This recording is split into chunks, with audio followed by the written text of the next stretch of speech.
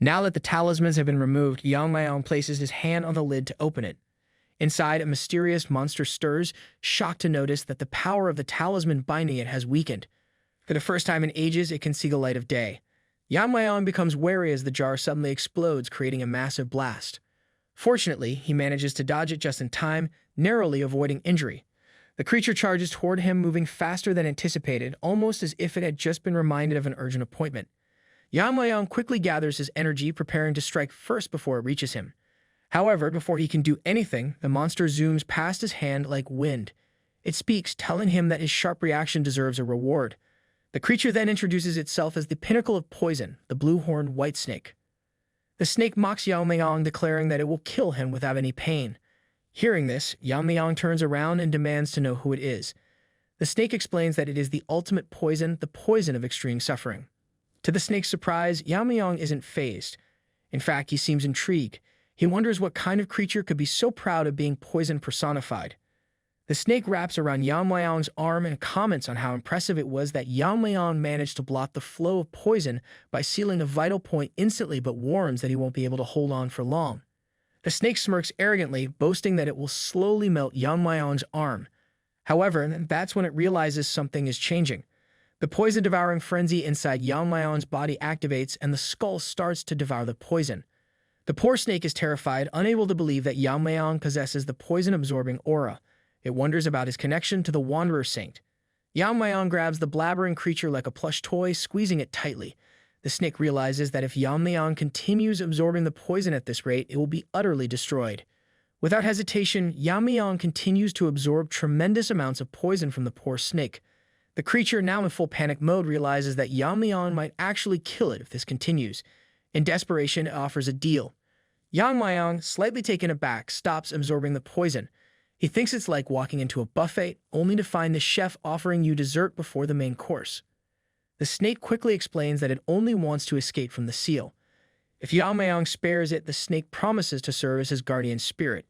Yeon-myeong, confused by the proposition, listens carefully as the snake continues. It tries to convince him that the offer would be highly beneficial. Yeon-myeong reflects on it. His internal energy has been rising at an incredible rate from absorbing the poison, far beyond what would be considered normal. The snake's poison is more powerful than the 10,000-year fire carpenter pill or even the fire dragon's poison, and by simply absorbing it, Yeon-myeong's internal energy has already surpassed his previous levels. Apparently, he'd stumbled upon the ultimate energy drink, and it wasn't even on sale. Yeon-myeong considers the offer, realizing that this new source of energy could make him more powerful than ever before. The poor snake, desperate beyond measure, offers Yeon-myeong a tempting proposition. If it becomes his guardian spirit, it promises to provide poison whenever he needs it, claiming that this is far better than absorbing all of his poison now. It sounded like the snake was trying to start a lifetime subscription plan. Yeon-myeong, however, remains unmoved. With a poker face, he tells the snake that he has no interest in keeping alive an enemy, especially one who cannot be trusted. He mentions that he can easily find another source of poison elsewhere. Hearing this, the poor snake begins to cry, its hopes fading. It begs Yeon-myeong to spare it, arguing that it has been trapped in the jar for hundreds of years. This plea reminds Yeon-myeong of his past life. The snake activates his ultimate cute soul killer face. The expression is so overwhelming that even Yeon-myeong himself is taken aback, finding himself unable to resist it. Reluctantly, he agrees to believe the snake's offer just this once. The snake, eager yet nervous, asks if Yeon-myeong is accepting it as his guardian spirit. Yeon-myeong confirms this, adding a warning that if the snake tries anything funny, he will destroy it on the spot. The snake, now all nerves, promises it won't cause any trouble. Moving on, Yeon-myeong asks the snake what needs to be done to become its guardian spirit, since he doesn't know anything about spirit arts. The snake assures him that no extreme measures are necessary. With that, an enormous amount of energy releases from its body, and a bead floats toward Yeon-myeong. The snake explains that this is a spirit binding seal. By simply holding the bead, Yeon-myeong's soul will become bonded with the snake's, officially making the snake his guardian spirit. Following the instructions, Yeon-myeong grabs the bead, feeling the immense energy surge through him. Outside the chambers, the guards begin to grow concerned as time passes and Yeon-myeong still hasn't come out. Panic starts to set in as they wonder if something's gone wrong. One of the guards suggests they go in and check, but the second guard reminds him that they aren't supposed to enter carelessly. Rules, after all, were there to protect them from becoming accidental hero statistics. Guard number 1, not willing to wait any longer, grabs a poison refining pill and pops it into his mouth, telling his companion that they can deal with the punishment later, but they cannot let a future leader like Yeon-myeong suffer in a situation like this. Guard number 2 closes his eyes, taking a deep breath, and then opens one eye to check for any signs. To his shock, he sees a bright light shining from within the poison chambers. The light grows stronger and the vibrations intensify. It looked less like a chamber and more like an ancient rave party at this point. Guard number 1, now fully alarmed, calls out for Yeon-myeong, wondering if he's safe. The guards are left in a state of confusion and concern, not sure what to make of the situation. Meanwhile, Yeon-myeong emerges from the chambers, an aura surrounding him. After making the snake his guardian spirit, he gains the guardian spirit aura and dragon scales, which are different from the usual spirit aura. This one feels like a tangible outer layer. Thanks to absorbing the snake's poison, Yeon-myeong is able to fill all 12 of his meridians simultaneously. He considers himself lucky, especially since he almost killed the snake just a few minutes ago. Realizing the power surging through him, Yeon-myeong understands that he needs to suppress the aura and control its output. If he doesn't, he'll attract unwanted attention. After all, glowing like a celestial beacon wasn't exactly low-profile behavior. As the aura shifts, a small part of it manifests and the snake appears, asking Yeon-myeong if he's concerned about the people below him. The snake points out that the Wanderer Saint had flaunted his power openly, so why should Yeon-myeong hide his? Yeon-myeong flicks the snake hard, scolding it for revealing itself recklessly. The poor creature bounced back, realizing that being a spirit didn't mean he was safe from quick discipline. The autonomous cute snake tells Yeon-myeong that unless he chooses to reveal it, no one can see him. With an aura as strong as Yeon-myeong's, there would be no one daring to attack him. To the snake, it was simple math. Power like that came with a no-interference guarantee. Yeon-myeong, however, still feels uneasy about the attention and wonders if he could live a more ordinary life at this time. His smart, sneaky companion slyly asks what he means by this time, as if implying Yeon-myeong had a bit of a habit of reincarnating. Yeon-myeong doesn't react, but the snake presses on, asking if there really is a way for him to live a normal life. Yeon-myeong looks at the snake and asks what it means by that. The snake explains that there's a reason why Yeon-myeong has been given such power, just like his previous master, the Wanderer Saint. Those with power are always followed by destiny, the snake claims. Yeon-myeong, curious, asks if he was exploited by his previous master. The snake, visibly sweating, quickly deflects the question, telling Yeon-myeong that his previous master was even more inflexible than he is. This master worked the snake to the bone until his dying days. Then, after deeming the snake too dangerous, the master summoned an exorcist to seal it in a jar. Yeon-myeong quickly connects the dots, realizing that all of this ties back to the exorcist and the high-ranking spirit involved. He reflects that such a strong spirit was desired by many exorcists. That is why, maybe, his ancestor helped seal the snake away to keep it from falling into the wrong hands. Yeon-myeong wonders if the ancestors are like his former master, intimidating exorcists into getting the job done. It wouldn't surprise him if his ancestors also had a talent for inspiring terror. Family traits can be powerful after all. But what really strikes him is when the snake told him that there's a reason for its existence. This thought stirs memories of his past life, and Yeon-myeong starts to wonder if it's all connected to the awakening of those memories. As Yeon-myeong is lost in thought, a guard suddenly bursts into the room, snapping him back to reality. In a quick motion, Yeon-myeong shoves the snake into his body, concealing it. The snake, not quite accustomed to such swift hiding tactics, might have felt more like a hastily packed travel item than a guardian spirit at that moment. The guard informs him that there's an attack by the evil faction near Sichuan, close to the main house, and Yeon-myeong must come immediately. Cutting to Sichuan, Hyunso from the entrance exam along with an injured old man is facing a group of thugs. The red-haired leader of the thugs mocks him, questioning where they're rushing off to. Hyunso has no idea why a gentleman from the Orthodox sect has shown up, but he's certainly not expecting the ugly red-haired troublemaker in their midst. The red-haired thug tells them that they should have known better. Sichuan is the territory of the Black Death Alliance. The old man steps in, offering to hold off the thugs, while Hyunso makes a run for it. However, Hyunso, in his current condition, knows he won't be able to escape easily. The red-haired thug, who is revealed to be a palace lord, is here with hundreds of his followers, and with the old man in his weakened state, they'll be tough to handle this. The smelly monkey thug tells Hyunso that now they've reached the capital of Sichuan, they must be seeking help from the Tang Clan. However, he adds their leader has isolated the Tang Clan, so Hyunso is just daydreaming if he expects any help. He goes on to boast that he will capture them and offer them to his leader, hoping for the ultimate martial art in return. They should be ready to lose a limb, he warns. That's when Yeon-myeong enters the scene, and the guards inform him that the two martial artists are from the Justice faction. Realizing their opponents must be from the evil faction, Yeon-myeong orders the guards to escort them to the clan as they come as guests. Hyunso, relieved that martial artists from the Tang family have arrived to help, feels reassured, though he notices there are only 4 of them. Even with formidable spirits, taking on hundreds seems impossible. Yeon-myeong tells Hyunso to step back since his partner seems in no condition to even stand. He tells his men to take care of the injured man. Hyunso asks if they should help those fighting at the front. Yeon-myeong simply smiles and Hyunso continues to blabber about how there are over 100 martial artists. Yeon-myeong, however, tells him that while he appreciates their help, he doesn't actually need it. Meanwhile, observing all this, the red-haired monkey is fuming at Yeon-myeong for blocking his path. His guard mentions that Yeon-myeong is probably the one who won the Tang Clan's competition and returned as the family head. The red-haired thug mocks Yeon-myeong, asking if he plans to face them, feeling sorry for him. His minions grin, clearly relishing the thought. The thug leader boldly declares that he will uproot them all once and for all. Hearing the red-haired thug's nonsense, Yeon-myeong flicks a needle that flies toward him, poisoning him instantly. The thug collapses to the ground, dead before he even realizes what happened. Yeon-myeong had grown tired of the constant babble and decided to end it in the most efficient way possible. Everyone present is stunned by the sudden turn of events as the leader lies lifeless on the ground. Yeon-myeong steps forward, telling the others that they don't need to deal with the remaining thugs since he will uproot them first. The gorilla-like thug is dead, taken down by Yeon-myeong's poison needle. His lackeys are utterly confused, not even seeing the needle fly because it was so fast.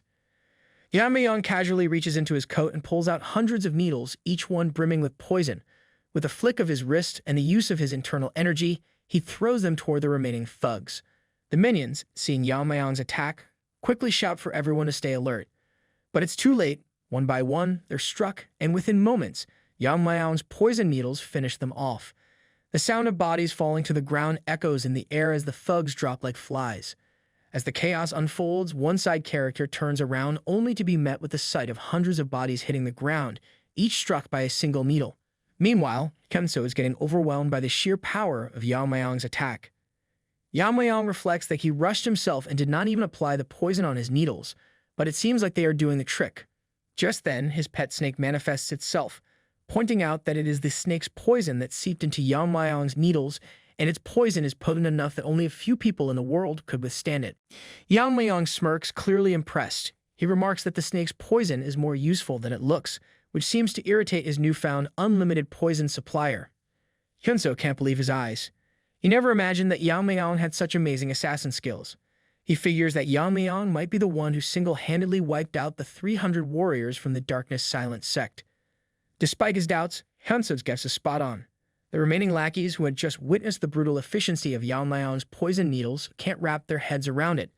They had thought the Tang Clan was on the decline, but no one mentioned that they had a monster like Yeon-myeong in their ranks.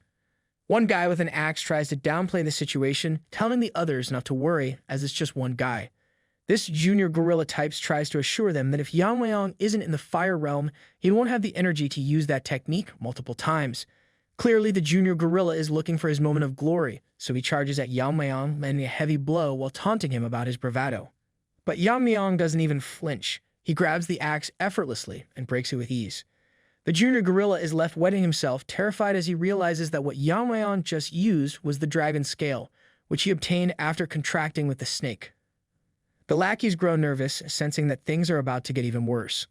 Yeon-myeong, now ready to unleash his full power, prepares for his next attack, the 10,000 Heavenly Flower Rain technique. Seeing the situation unfold, Hyunso grows anxious. He remembers hearing that the Tang family's secret technique was supposedly lost after facing the Heavenly Pervert's attack. But Hyunso quickly realizes that despite the setbacks, their strength is still very much intact. Guess the Tang family isn't as down and out as everyone thought, he reflects nervously, knowing that Yeon-myeong is about to prove just how dangerous he can be. Yeon-myeong stands over the aftermath, having finished off every single opponent. Hyunso, watching the scene unfold, briefly entertains the idea of leaving the Black Death Alliance's threat entirely in the hands of Tang Clan. But before he can settle on that plan, Yeon-myeong interrupts his thoughts, asking why is Hyunso still hanging around. Hyunso feels a rush of fear, as if his very essence might melt away, realizing that Yeon-myeong's skill is something he couldn't look away from, even if he wanted to. Yeon-myeong strides past him, mentioning they'll discuss things further at the main house. Hyunso takes another, longer look at the field now littered with defeated bodies. It's a potent reminder of the power of Tang Clan, and he quickly realizes that making enemies with them is a path to certain doom. A few days before, Kunso had been dining with the old man Sebek on the outskirts of Sichuan. He had felt relieved that they hadn't encountered any trouble from the unorthodox factions, especially since he'd heard that Sichuan was supposedly crawling with them after the Tang Clan's supposed decline. Oddly enough, everything had been peaceful, almost too quiet. The old man Sebek suddenly seems tense. Hanso notices the change and feels slightly baffled by the old man's abrupt shift in demeanor. Just then, a mysterious man approaches them, casually asking if they find the food satisfactory, mentioning it's a quaint spot he frequents. Hanso considers the mysterious man before him, realizing that he was standing right beside them but went completely undetected. Clearly, the stranger is skilled. He asks who the man is, and Sebek informs him that this is none other than the leader of the Black Alliance, Yu Giljan from the Yu family. Kunso, caught off guard, is shocked to find himself face-to-face with the infamous Alliance leader. They had come to this remote inn specifically to avoid trouble, yet their bad luck had brought them directly to Yu Giljan. Yu Giljan, exuding an air of arrogance, asks Sebek if the Justice faction has business with the Alliance, noting that Sebek's advancement to the Fire Realm indicates something serious. The old man replies that he has no interest in the Black Alliance and questions whether Yu Giljan came alone, as he notices no subordinates nearby. In true main character style, Yu Giljan taunts Sebek, challenging him to see if he thinks he can handle him alone and inviting him to a spar if he's so inclined. Sebek, irritated by the provocation, reminds Yu Giljan that he's lived twice as long and has the advantage of accumulated experience. But Yu Giljan, unfazed, asks if Sebek is here to show him respect, his tone dripping with mockery. Sebek, now visibly annoyed, releases his energy, making it clear he's ready to engage. He points out that in a clash between Fire Realm masters, years of accumulated energy make all the difference. Sebek's confidence in his refined techniques sends a message that he's prepared to make Yu Giljan regret his overconfidence. Kunso observes that Sebek seems more fired up than usual, sensing he might actually be ready to start a fight here. Suddenly, both Sebek and Hemso are taken aback as Yu Giljan releases his energy, reminding them that he once destroyed multiple sects with his own hands a decade ago. The only reason the joint sect survived was its distance from Sichuan. Yu Giljan makes it clear that if a fight is needed to prove his point, he knows a nearby place for a quick spar. Kunso, trying to keep a level head, advises Sebek not to act impulsively and dive headfirst into a fight. Yet a part of him also wants to prove a point, to show Yu Giljan that the martial arts of their sect are unmatched. In the present, Hanso explains to Yeon-myeong that this is how they ended up facing Yu Giljan. Yeon-myeong, however, points out that it's different from the encounter he witnessed earlier. Hanso clarifies that the pursuers they encountered came later, after the initial confrontation. Returning to Kunso's recollection, the situation grows tense as Yu Giljan exudes an intimidating aura. On one side stands Sebek, ready for battle, and on the other is Yu Giljan, prepared to face him. Sebek unsheaths his sword, instructing Kunso to stand back. Yu Giljan, unfazed, readies himself as well. In an instant, Sebek vanishes, surging toward Yu Giljan with a swift attack. Yu Giljan meets the assault effortlessly, blocking the strike with his bare hands. He acknowledges that the sword technique is impressive, noting that it's fueled by powerful internal energy. Sebek's technique utilizes the resonance of his inner energy to dispel opposing forces. Meanwhile, Hyunso struggles to follow their movements, amazed by the sheer speed and intensity. This is what a true Fire Realm battle looks like. As they exchange blows, Yu Giljan manages to stop Sebek's sword with his hands, taunting him about his supposedly impressive internal energy, which to him falls short. Sebek, further provoked by the mockery, launches into the ultimate technique of the joint sect, releasing powerful waves of energy.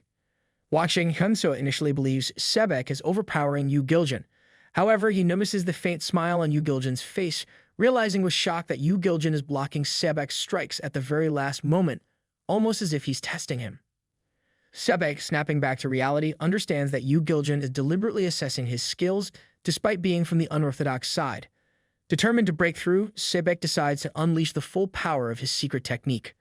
But Yu Giljan, ever observant, has already begun to decipher Sebek's moves. When the attack lands, it creates a massive explosion, the impact resembling an atomic blast, shaking the battlefield with its intensity. Hyunso stands in shock, watching as Sebek unleashes the clan's secret technique. The old man rises, showing Hyunso how he seemingly managed to defeat the Alliance leader. Hyunso, still wrapping his mind around the scene, is caught somewhere between awe and disbelief. He quietly suggests to Sebek that they should make their exit before anything more unfolds. Just then, Yu Giljan appears unscathed and speaks up. He reflects aloud that the precision is needed for the technique. He notes that it suits the joint sect well, which aligns with the major orthodox factions. Yu Giljin explains that the technique amplifies internal energy through focused intent. Even though its name is the demonic sword technique, it's basically a powerful internal martial art.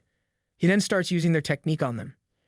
Kanso, realizing this, remarks to Sebek that the technique Yu Giljin is using indeed resembles their sect's secret method, though it lacks the usual mixed energy blend.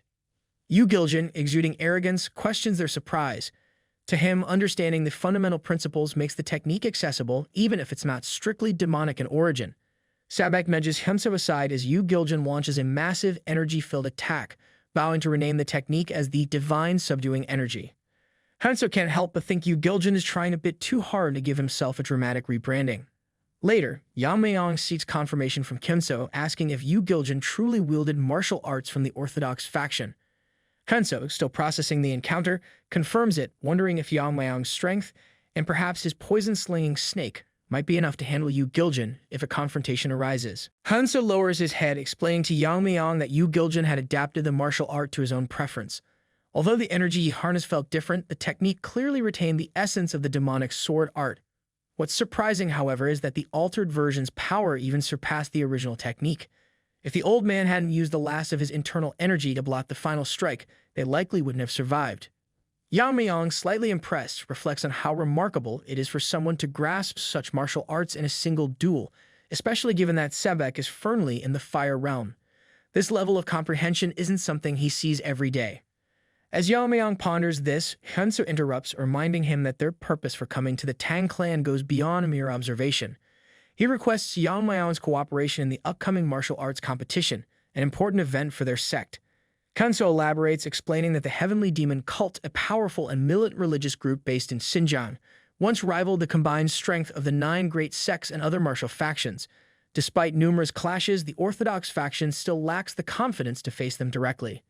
The primary reason for this complex situation lies in the power structure of the faction as it operates under the command of a single figure, the sect leader.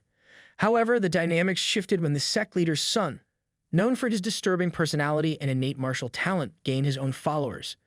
This creepy pervert, as some call him, left the clan with his followers to establish the Heaven Brilliance Demon Cult. This departure has weakened the elite ranks of the sect, creating what could be the last viable opportunity to eradicate them. However, the Orthodox faction remains cautious about the Black Death Alliance to their south. They fear that if they deploy their elite forces northward to tackle the Heavenly Demon Cult, they'll leave themselves vulnerable to attacks from the south, risking heavy losses. Seeing Yeon-myeong's formidable display of martial power earlier, Hyunso realizes that he could prevent the Black Death Alliance from advancing north. Thus, he humbly requests the Tang family's support in holding off the Black Death Alliance while they focus on the Heavenly Demon Cult. However, to Hyunso's surprise, Yeon-myeong, unfazed and with a poker face, simply refuses. Hyunso relays this response to Sebek. He explains that Yeon-myeong declined and plans to consult the family head rather than make the decision himself. Hyunso then asks Sebek what they should do if they fail to gain the Tang family's support. Sebek advises patience, instructing them to wait for the time being. Hyunso mentions that their concerns extend beyond a single issue. The Tang clan itself is quite different from what they had anticipated. During their journey, he observed that the clan's buildings have expanded and their martial prowess has grown significantly. Even the clan members' spirits appear high, a stark contrast to the rumors suggesting that the clan had been weakened by the so-called evil loser. Sebek, slipping into his usual analytical mindset, agrees and speculates that there must be a powerful force behind the clan's revival. Determined, he concludes that they must secure the Tang clan's support by any means necessary. While they discuss this, Yuri and her father arrive, 2 martial artists with a reputation for being overly ambitious and slightly delusional. Yuri's father introduces himself as the head of general affairs for the Tang clan, sent by the family head to escort them. Upon reaching the main house, both Hyunso and Sebek are taken aback as they meet the Tang clan's acting family head, Yeon-myeong's mother, Tang Ji. Tang Ji formally introduces herself and immediately asks if they come seeking cooperation against the Heavenly Demon Cult. She further explains that she is currently acting as the head of the clan. What shocks Hyunso and Sebek most is that she is in the fire realm, which likely explains the clan's resurgence in strength. Although they cannot sense Yeon-myeong's full power, it's undeniable that the acting leader, Tang Ji, has reached the fire realm, giving the Tang clan an undeniable edge. Hyunso, confident in his intelligence, attempts to appeal to the acting head, arguing that there is an urgent need for support. He insists that, since they are working to eradicate an evil sect, Helping them would be the just course of action. He asks her to reconsider, but she remains silent, turning instead to Yeon-myeong. She reminds him that he declined their request earlier and asks if his stance remains the same.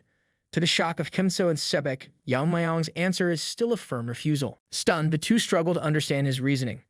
Hanso, trying to appeal to Yeon-myeong's sense of duty, argues that if they don't stop the evil sects now, the martial world could spiral into chaos. But Yeon-myeong, maintaining a stern expression, explains to the two that while he understands the threat posed by the heavenly demon cult, the Black Death Alliance and the cult are entirely separate issues. Based on his investigations, he found that the Black Death Alliance does not harass common people.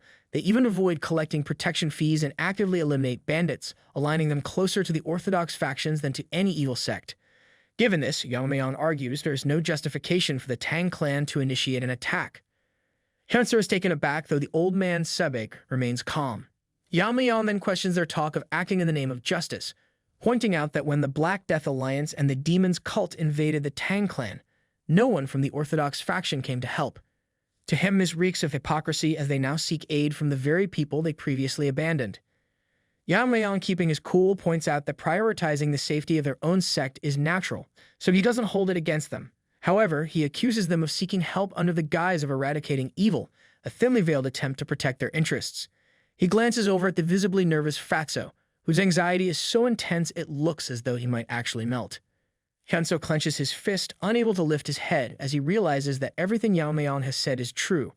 Their sect preaches righteousness but only acts when its own interests are at risk. Sebek, the old founder, surprisingly apologizes to Yeon-myeong, admitting that they hadn't fully considered the Tang Clan's position. Hyunseo, shocked by Sebek's reaction, knows that if the old man were truly furious, he'd have to carry his body out. Instead, Sebek acknowledges their short-sightedness, admitting that they focused on their own benefits under the banner of righteousness. Switching his approach, Sebek suggests they offer a fair price for the Tang Clan's support, turning it from a favor into a true cooperation. With this change in terms, Yeon-myeong can no longer refuse them outright. Hearing this, Hyunseo immediately suggests they discuss the forces they can mobilize, but Yeon-myeong stops him, his expression turning intense. He asks them just how much they're willing to pay, giving them a piercing look that clearly demands they think carefully. After leaving the building, the negotiations having concluded, Hyunseo feels lighter literally as he realizes the cost will be several years' worth of sect maintenance. Sebek, contemplating the steep price, tells Hyunseo it's worth it if it means saving their sect. Hyunseo nods, confident in their decision as he reflects on the Tang Clan's strength. Their martial power rivals Yu-Giljan, while Yeon-myeong's power remains hard to gauge, hinting at depths beyond what most in the Fire Realm can sense. Sebek concludes with a mix of awe and disbelief that Yeon-myeong is undoubtedly the most formidable person he's encountered. Yeon-myeong overhears their conversation, feeling a sense of approval as he realizes that the old man has caught on to the fact that he's hiding his true power. The acting head, Mommy, as she's sometimes called, mentions to Yeon-myeong that their arrangement isn't purely about financial gain. There must be a deeper reason for his cooperation. Yeon-myeong agrees, explaining that while the Black Death Alliance's actions might look good on the surface, he remains cautious, unable to fully trust them. Mommy points out that order has been maintained in Sichuan since the major sects fell. Yeon-myeong clarifies, attributing this stability to Yu-Giljan.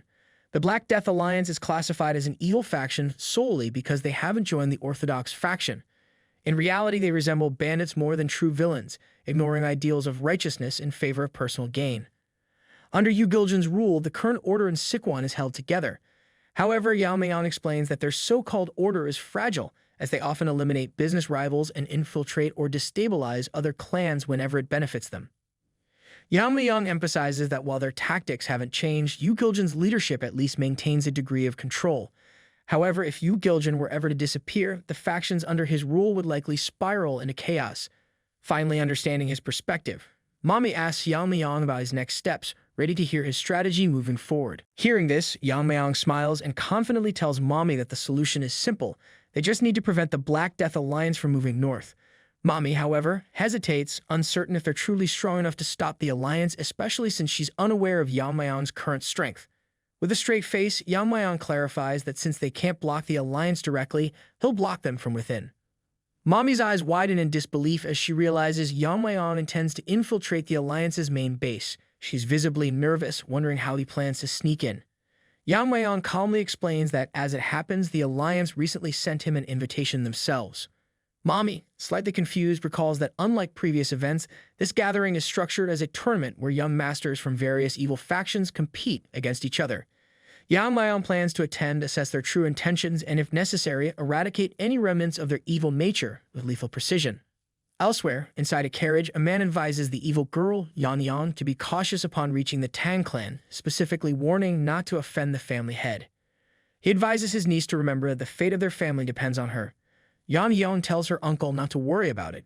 She is determined to win over Yeon-myeong no matter what. The young lady Aijun approaches Sabek with a polite inquiry about his well-being and his progress with his internal energy. She has brought his meal and herbal medicine, which she gratefully accepts, inviting her inside. Sabek, visibly cheerful, tells Aijun that his recovery is greatly thanks to the medicine her grandfather provided. Hearing this, Aijun is delighted, her face lighting up. When Sabek first saw the unusual mix of food and medicine, he was admittedly shocked. Along with the potent herbs, it contained some poisonous plants. His expression was priceless, as if he were swallowing something far less palatable. Yet despite his initial reaction, consuming the concoction resulted in an incredible surge of energy, propelling his strength to new heights, almost like an unexpected transformation. Even Aijun's grandfather, who crafted the medicine, was astonished by the rapid progress in Sabek's recovery. Sabek, though initially doubtful, now realizes the not-so-appetizing medicine is working wonders. At this rate, he'll be fully restored and ready to return to his sex sooner than expected. Aijun is pleased to see his progress, and just then, Hyunso mentions that there's quite a commotion outside. Curious, he asks Aijun if something is happening. She explains that it might be due to the arrival of the Jegal clan. Hyunso's reaction is mixed with surprise and curiosity. The Jegal clan and the Tang family share a close, long-standing relationship, and their support was crucial during the recent contest. Aijun mentions that this time they've come to set up a defensive formation in the outer grounds, reinforcing the Tang family's defenses further. Hyunso realizes that with such allies, the Tang clan's power is even more formidable than he'd initially thought. Hyunso, deep in thought, reflects on his limited knowledge of formations and notes that the setup must be expensive. He wonders if the Jegal clan is indeed wealthy enough to cover these costs. Sabek then asks Aijun if the Tang clan is paying for the formation, and with a smile, she clarifies that the Jegal clan is funding everything. The duo of Hyunso and the old man exchange confused glances as Aijun adds that, according to the family head, the Jegal clan was highly cooperative in offering their support. Sabek contemplates that perhaps they've managed to identify a vulnerability in the Jegal clan. Meanwhile, Yeon-myeong and her uncle are standing outside the main hall. The uncle asks Yeon-myeong if she feels prepared to leave a good impression, and she assures him she is, proudly showcasing her extensive collection of outfits. If there's a wow factor in her plan, it's certainly in her wardrobe choices. Yeon-myeong is convinced that her beauty alone will be enough to charm any man. Jegal watches her, thinking she reminds him of his sister, who was once celebrated as a beauty in Hubei and believes capturing a young man's attention shouldn't be too difficult for her. He recalls that over a decade ago, the pervert devil attacked their clan in an attempt to claim his sister, and thanks to her sacrifice, the clan narrowly avoided destruction. Driven by the shame of being reduced to a mere plaything for one night, his sister, in a final act of despair, ended her own life. Jegal silently vows never to allow such a fate to befall his family again. To him, forging a strong alliance with the Tang clan is essential. If Yeon-myeong can foster a meaningful connection with Yeon-myeong, their family lineage might endure and even thrive. Watching her, he realizes that the entire future of their clan now rests solely on her shoulders, a weight he hopes she can carry forward. Suddenly, the uncle and niece duo are interrupted by a voice acknowledging the Jegal clan's valuable assistance to the Tang clan. Both of them are taken aback, though their surprise stems from different reasons. It's almost as though they're in trance, admiring the graceful presence of the speaker, none other than the family head herself. She expresses gratitude for their support, including the formation they're setting up. Yeon-myeong realizes that if this powerful woman is the family head, she must also be Yeon-myeong's mother. Jegal reflects on the resemblance between them, thinking that they truly are like mother, like son, both blessed with striking looks and undeniable charisma. Momentarily overwhelmed by her presence, Jegal forgets to introduce himself properly. Gathering his composure, he steps forward and formally introduces himself, apologizing for not being aware of her ascension to leadership. With the grace befitting her role, Tang Yeon-myeong accepts his apology, understanding that he was not present at the time of her rise to family head. Tang Yeon-myeong acknowledges the long journey the Jegal clan has undertaken, suggesting that they should rest sufficiently before beginning their duties. Jegal respectfully thanks her for the consideration, clearly appreciative of her thoughtfulness. Tang Yeon-myeong then inquires about the young lady accompanying him. Nervously, Jegal explains that she is his niece, whom he brought along to help strengthen the bond between their clans. He motions for her to greet the family head, but his niece seems entirely oblivious, entranced by Yeon-myeong's striking appearance. Lost in her admiration, she misses Jigel's prompt until he finally nudges her out of her daydream. Collecting herself, she steps forward, gracefully introducing herself to Tang Yeon-myeong. She apologizes for her delayed greeting and warmly congratulates Tang Yeon-myeong on her ascension as family head. Tang Yeon-myeong, observing the girl's respectful demeanor, thinks she is exceptionally polite and remarks with a smile that in a few years she'll surely leave many men heartbroken. Hearing Tang Yeon-myeong's compliment, the young lady blushes, taking it as high praise. Tang Yeon-myeong, pleased, shares that she too was quite famous in her youth and notes how Jigel's niece resembles her. Yeon-myeong, flattered, tells Tang Yeon-myeong that she is still so beautiful that upon first seeing her, she mistook her for Yeon-myeong's sister. Internally, she admires Tang Yeon-myeong's kindness and elegance, feeling warmth from the compliment. Tang Yeon-myeong, with a gentle smile, mentions that since she and Yeon-myeong are of the same age, they will likely get along well. Yeon-myeong, moved by this display of warmth, begins to act teary-eyed, expressing how no one in her family has ever shown her such affection. Secretly, she hopes Yeon-myeong is reacting to her story, perhaps showing sympathy. However, to her disappointment, she glances over and finds him lost in thought, completely unaffected by her emotional display. She's stunned that Yeon-myeong appears so indifferent to her sorrowful tale. Most men, she thinks, would be falling over themselves in response. For a moment, she's left wondering if he simply isn't interested in her, a thought that leaves her both puzzled and slightly frustrated. Meanwhile, Yeon-myeong drifts off into a daydream, his thoughts fixated on the elusive ice waifu. Jigel, observing the scene, resigns himself to the notion that his matchmaking attempt has failed yet again. Yeon-myeong, however, is not so easily deterred. She finds it difficult to accept rejection, especially given that it's the first time she's experienced it. Tang Yeon-myeong tries to snap Yeon-myeong back to reality, playfully pulling his cheeks and urging him to pay attention. Meanwhile, in the Black Death Alliance territory, talks of the head of Tang Clan stir the atmosphere. A little girl dashes through the area as murmurs spread about the young head of the Tang Clan taking part in the upcoming gathering. In one of the meeting halls, the Alliance elders are gathered. They are reviewing the budget required for the upcoming gathering. The second page holds the list of participants, and a man, trying to look imposing by chewing on a twig, announces the report is completed for the day. Known as the leader of the 6 demonic lords, he offers congratulations to the Lady Yo, commending her on managing the task. She responds humbly, saying it's all part of her duty as a servant of the Alliance leader. One elder laughs that the Alliance leader merely tossed the report aside before stepping out, his disinterest evident. Apparently, even in the Black Death Alliance, keeping everyone focused on the task is a challenge. Another elder comments that their leader has always been a free spirit. Just then, a little girl enters the hall, and everyone is visibly shocked by her sudden appearance. The Lady Yo, in particular, breaks into a nervous sweat upon seeing who has arrived. This little girl is none other than the daughter of Alliance leader. The young girl declares her intent to attend the gathering in Sichuan this time, and she climbs onto her uncle, curiously asking him about the rumors she's heard. She mentions hearing whispers that the head of the Tang Clan might be participating in the gathering, a fact her uncle confirms. With a mischievous smile, she muses about the tales of the Tang Clan head's charm, wondering just how handsome he must be if he has captured the admiration of all the local women. She jokingly remarks that if the rumors are true, she might just make him her husband. Her uncle thinks to himself that her father would be thoroughly shocked if he heard this bold declaration. The little girl asks again if she can go see it. Her uncle resigns himself to the fact that no one can oppose the will of the Alliance leader's daughter. He knows even if he said no, she would go anyway. Meanwhile, the Lady Yo listens to their conversation, growing increasingly irritated at the topic. She hides her annoyance, though, considering a sly plan. Perhaps she can manipulate this situation to her advantage. She smirks, thinking that using the Alliance leader's daughter as a way to trap Yeon-myeong might just work. In this world of schemes and strategies, even the smallest player can turn into a powerful pawn. In one of the Tang family residences, Mirio is carefully combing Miso's hair, admiring their beauty. She teasingly asks Miso if she was really bedridden all this time. Miso, growing a bit shy, laughs at the compliment. Mirio recalls the last time when Yeon-myeong was here, he couldn't hide his captivated gaze when he saw Miso. Being curious and playful, Mirio presses Miso to share her beauty secrets. Then, with a sudden shift, Mirio slips into what could be called her Power Ranger mean God mode and asks Miso what she thinks of Yeon-myeong.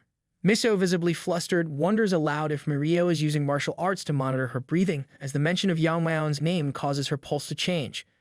Mirio, turning serious, checks in on Miso's well-being, asking if she's truly okay. which leaves Miso slightly confused. Mirio then reveals that Yeon-myeong will be heading to the gathering in Sichuan, meaning Miso won't see him for a while. She goes on to explain that this gathering is no ordinary event. The most dangerous factions of the evil alliance will be facing off. Miso, understandably worried, grows tense as Mirio continues. With a mischievous smile, she points out an additional concern.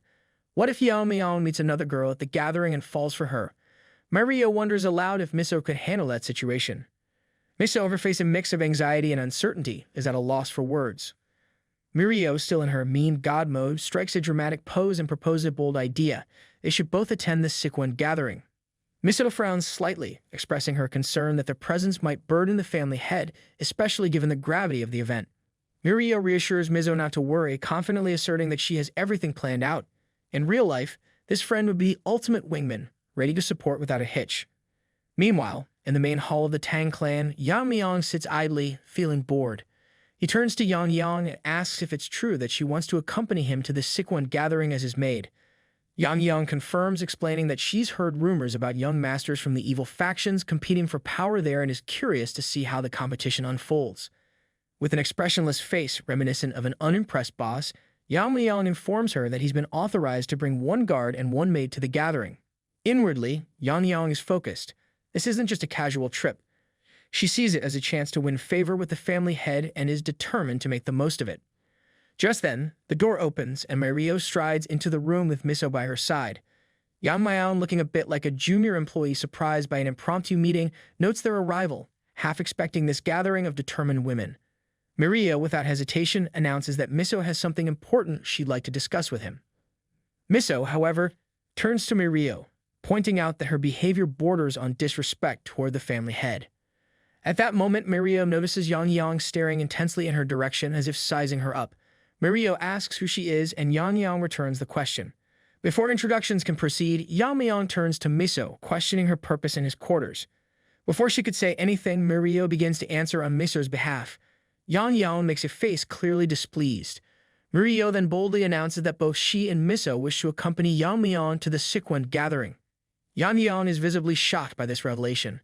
What's humorous in all this is that Yeon-myeong, supposedly the one in charge, seems entirely uninvolved in the planning going on around him. Mirio suggests that she could serve as his guard while Miso would go along as his maid, given the limit of one guard and one maid. Yeon-myeong, observing this impromptu scheme, is completely dumbfounded by what she views as nonsensical. While Mirio has a close relationship with Yeon-myeong, her biggest worry centers around Miso. Miso's beauty rivals that of Yeon-myeong's mother, who, as everyone knows, is unmatched in elegance and charm. No one, she firmly believes, can outshine the family head. But if Miso joins Yeon-myeong on this journey, Yeon-myeong realizes her own carefully laid plans could be jeopardized. Amidst the tension, Yeon-myeong surprises everyone by agreeing to take Mirio as his guard. However, he firmly states that Miso cannot accompany him. Yeon-myeong clarifies that he already has someone else in mind for the maid position. Hearing this, the ever-optimistic Yeon-myeong wonders if she might be the one he's referring to. Meanwhile, Mirio, displeased, firmly states that if Miso isn't allowed to accompany him, she herself won't be joining either. Unfazed, Yeon-myeong suggests selecting another warrior from the clan, a response that only fuels Mirio's frustration. Seeing the tension escalate, Miso, now emotional, tells Mirio to stop, tearfully insisting that if the family head doesn't approve, it's best not to force the matter. In a moment of dramatic resolve, Miso apologizes, her voice full of sorrow as she resigns herself to the decision. Mirio, her patience snapping, decides it's time for a heart-to-heart and drags the junior meme god outside with her for a lecture. In her unique style, Mirio makes it clear that she finds Yeon-myeong not only impressive in martial skills but also in judgment and decisiveness. She, as the self-proclaimed senior in posting memes, reveals her true frustration, pointing out his cluelessness about the impact of his choices. Her real question, however, centers around why he won't allow Miso to accompany him. Does he truly not see what he's turning away? Yeon-myeong, however, stuns her with his response. He explains that the gathering in Sichuan is no pleasure trip. It could easily escalate into a battlefield when confronting the evil factions. If Miso were to come along, she would be exposed to potential dangers beyond his ability to protect her from. Mirio feels a wave of concern as Yeon-myeong firmly asks her who would bear responsibility if Miso were to get into trouble. The situation is even more precarious given that they're headed into Black Death Alliance territory, where you may have to face their formidable leader. Considering that Miso is still in recovery and not yet full strength, it would be incredibly risky for her to come along. This reasoning, straightforward and grounded in his sense of responsibility, leaves Mirio momentarily speechless, realizing he's pushing Miso away out of genuine concern for her safety. Mirio realizes the truth in Yeon-myeong's words and reluctantly agrees. Yeon-myeong, with characteristic calmness, thanks her for understanding his perspective. Unlike typical protagonists, Yeon-myeong is almost refreshingly rational, no blind decisions or reckless attachment. Truly a rarity in his world. Mirio, however, isn't backing down entirely. She sweats slightly but firmly tells him that she'll still be going as his guard.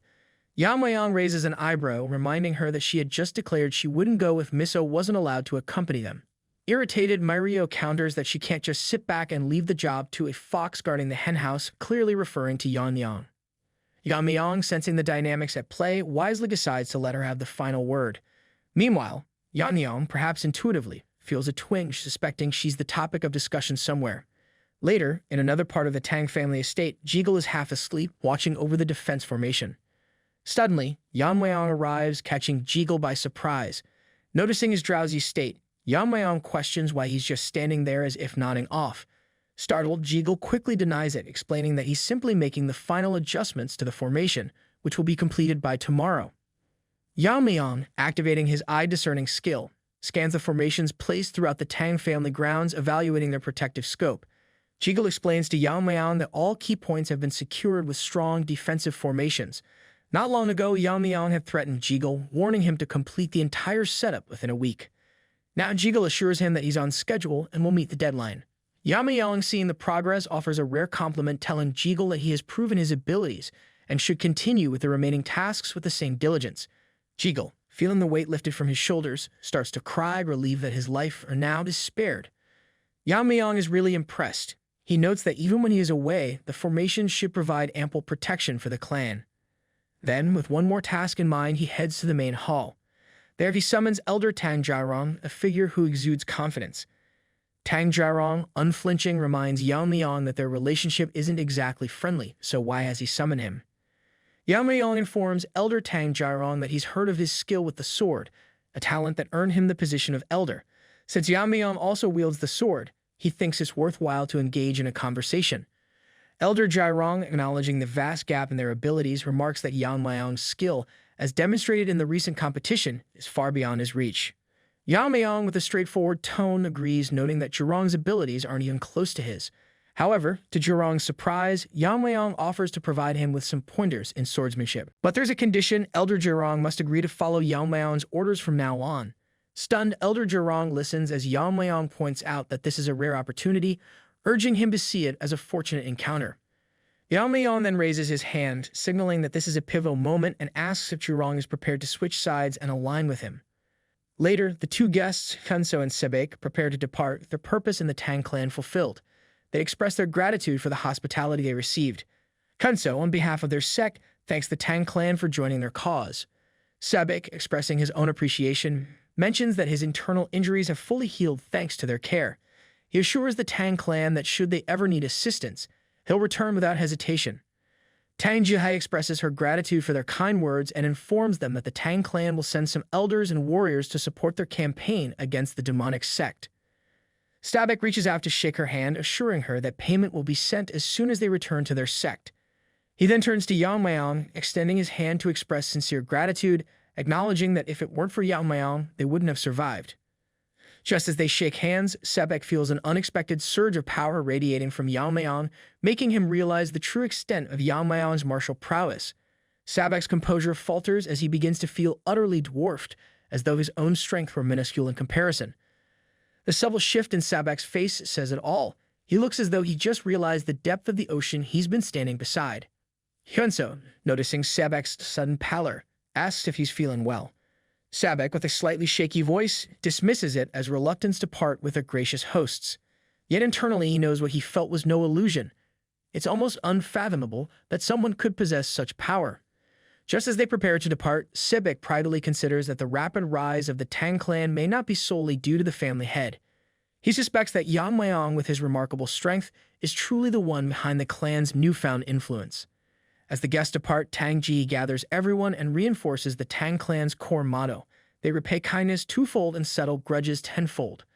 Loyalty remains the primary value of the main family, and now, having pledged their support to Kunso's sect, they must stand with them in battle. Her spirited presence and beauty stir a renewed vigor in the clan members. With a leader like her, who wouldn't feel motivated? However, a group of clan members who are less than loyal, the pigs who've been stirring trouble, begin to sweat as they contemplate the impending conflict. It's clear that these discontented members might try to create issues for Yeon-myeong or disrupt the Tang Clan's plans. With preparations set, Tang Ji wishes her warriors good fortune in the battle ahead. Later that day, Ijin hands Yeon-myeong a stock of energy drinks, fiery poison to be precise. Ijin grows curious about why he favors this particular poison, knowing that there are many others available. Yeon-myeong simply explains that he's familiar with it, and in truth, it's his favorite flavor. With that, he bids her farewell, knowing his companions are awaiting him. Just as Yeon-myeong prepares to depart, Ijin feels reassured by his presence, yet silently hopes for his safe return. Just then, Snakey, his loyal companion, manifests, voicing its curiosity. Snakey inquires if he is literally of the age he preaches. It's hard for Snakey to believe that someone as young as Yeon-myeong possesses such incredible martial skill. Yeon-myeong, mildly surprised, asks what prompted this question out of nowhere. Snakey explains that such power at his age is almost unheard of, an extraordinary rarity. Snakey, unable to contain itself, starts rambling on about how Yeon-myeong has already surpassed many veteran martial artists who have spent decades navigating the martial world. While Snakey acknowledges that Yeon-myeong isn't yet on par with figures like the mysterious invisible guest, it's still amazed by his mastery, especially the advanced sword technique he displayed when recruiting Elder Tang Jirong. According to Snakey, that technique was leagues beyond what even seasoned swordmasters could achieve. Yeon-myeong, ever quick-witted, replies that if figures like the Black Death Alliance leader can grasp martial arts at a glance, then it makes sense for a skilled warrior like himself to exist. He advises Snakey to let go of unnecessary wonder. He teases Snakey that it is not some mythical dragon. Afterward, Yeon-myeong heads to the main hall, where his team of side characters awaits. Mirio, ever curious, asks where he's been, and Yeon-myeong explains that he visited Ijin to pick up some poison. However, he's surprised to see a third person among them, a masked man, who introduces himself as Jang Gil, assigned to guide and ensure Yeon-myeong's safety throughout the journey. Yeon-myeong, with a slight smile, tells Jang Gil that he'll be counting on him. Just then, Tang Ji-hai, Yeon-myeong's mother, enters the scene. The side characters are taken aback, their expressions akin to seeing their crush. Observing this, Tang Ji-hee gently assures them there's no need for such formality. She turns to Yeon-myeong, noting that the wind is picking up, and reassures him that whatever paths he chooses in life, she'll always support him. However, she advises him not to push himself too hard. Yeon-myeong, with quiet confidence, assures her not to worry, knowing she understands his resilience. Hearing Yeon-myeong's assurance, Tang Ji-hai beams with pride, reminding him that he is, after all, the son of the Poison Phoenix. She then turns to the side characters, instructing them to stay safe and ensure they protect the family head. Like soldiers on duty, they respond in unison, vowing to carry out their responsibilities.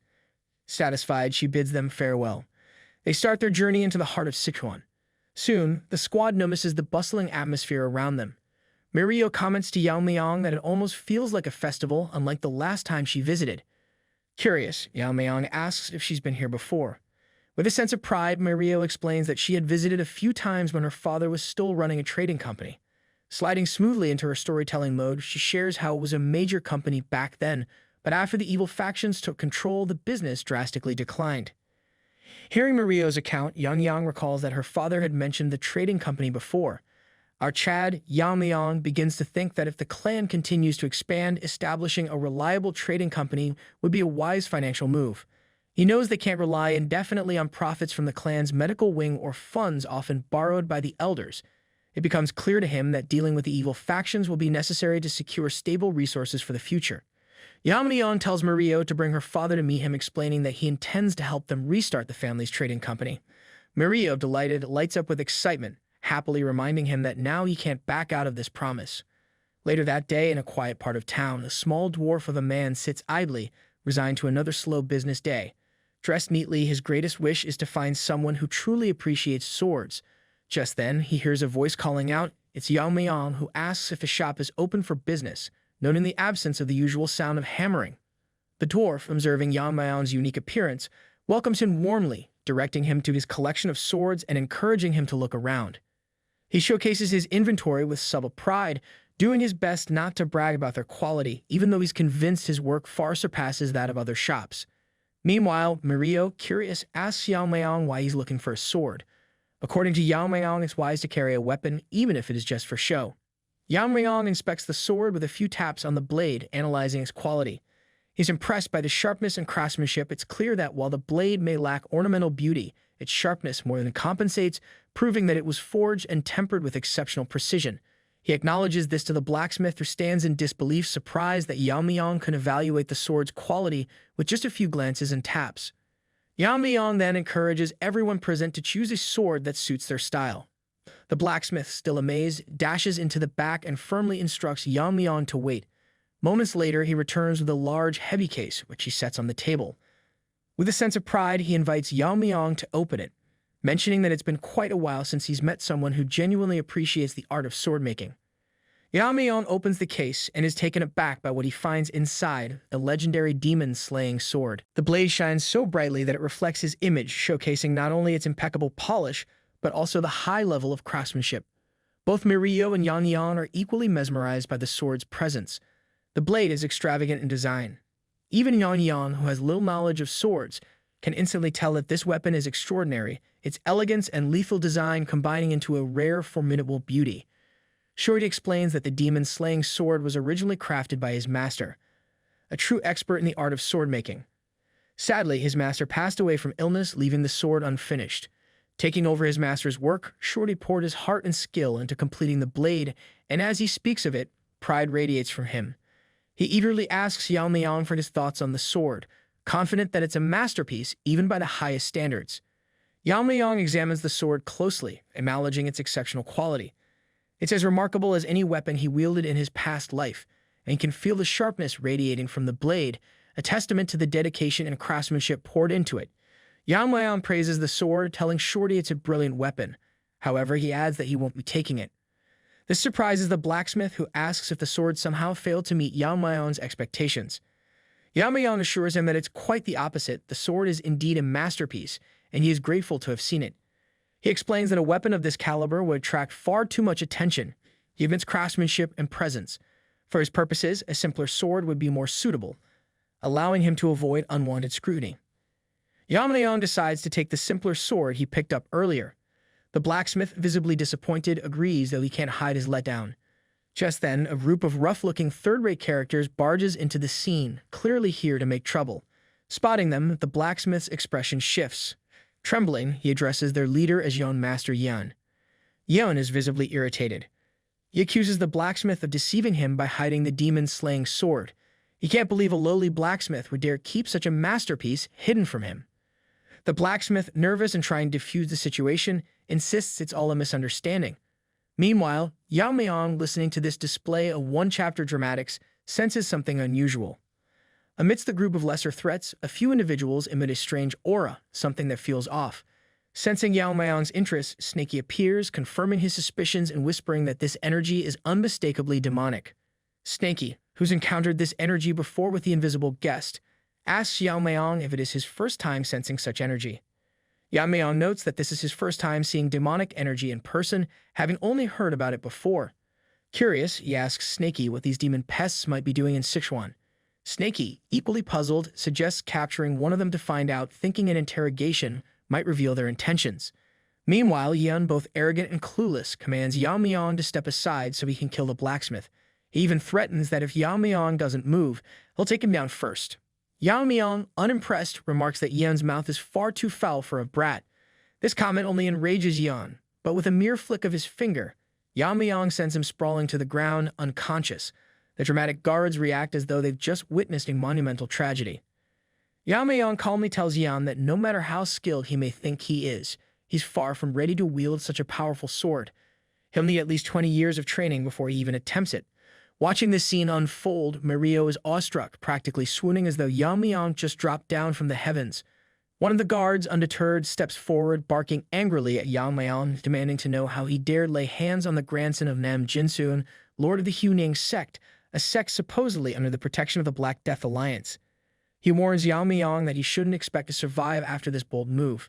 This empty bravado from Yeon's guard only serves to irritate Yeon-myeong further. He tells them outright that he doesn't care about their affiliations or status and demands to know what connection they have with the demonic sect. The guards exchange uneasy glances, realizing their cover is blown. Among them, a man who seems to be the leader appears as though he's about to put up a fight, though judging by Yeon-myeong's demeanor, he's clearly out of his league. Yeon-myeong, sensing the tension, nervously asks Yeon-myeong where these men came from, while Mirio and their supposed guards stand frozen in fear. Meanwhile, Yeon looks back at Yeon-myeong, a mix of anger and fear in his eyes. He's clearly offended that Yeon-myeong referred to his sect with such contempt, yet he also understands he's in way over his head. Before Yeon can even make his next move, one of the guards foolishly tells him to stay behind them for protection. At that moment, several demonic soldiers emerge from hidden positions. Their leader steps forward, announcing that from this point on, the Heavenly Moon Brigade will be taking charge. The remaining guards who once served Yeon are quickly cut down by the demonic soldiers, leaving him surrounded and defenseless. Yeon-myeong, completely unfazed, shows no concern for the chaos surrounding him. His subordinates look on in shock. Mirio and others are utterly baffled by what's unfolding. Their leader stares in disbelief. He asks Yeon-myeong how had seen through their near-perfect concealment without breaking a sweat. Yeon-myeong casually mentions that he could sense the demon turds reeking from a mile away.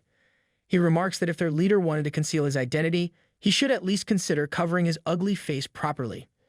In response, the bald leader, barely holding back his rage, questions Yeon-myeong that he has seen these men getting killed in front of him. Still, he doesn't feel any sense of urgency. Yeon-myeong, still cool, asks the blacksmith Shorty to lend him a sword, choosing none other than the masterpiece, demon-slaying sword. Taking hold of sword, he remarks to the intruders that if anyone should be worried, it's certainly not him. Yeon-myeong's gaze sharpens as he points out that, from his perspective, these demon-aligned soldiers are no different than the ones who are already dead. The bald-headed leader, infuriated by Yeon-myeong's defiance, orders his minions to escort the young master to safety, making it clear that he intends to kill Yeon-myeong personally.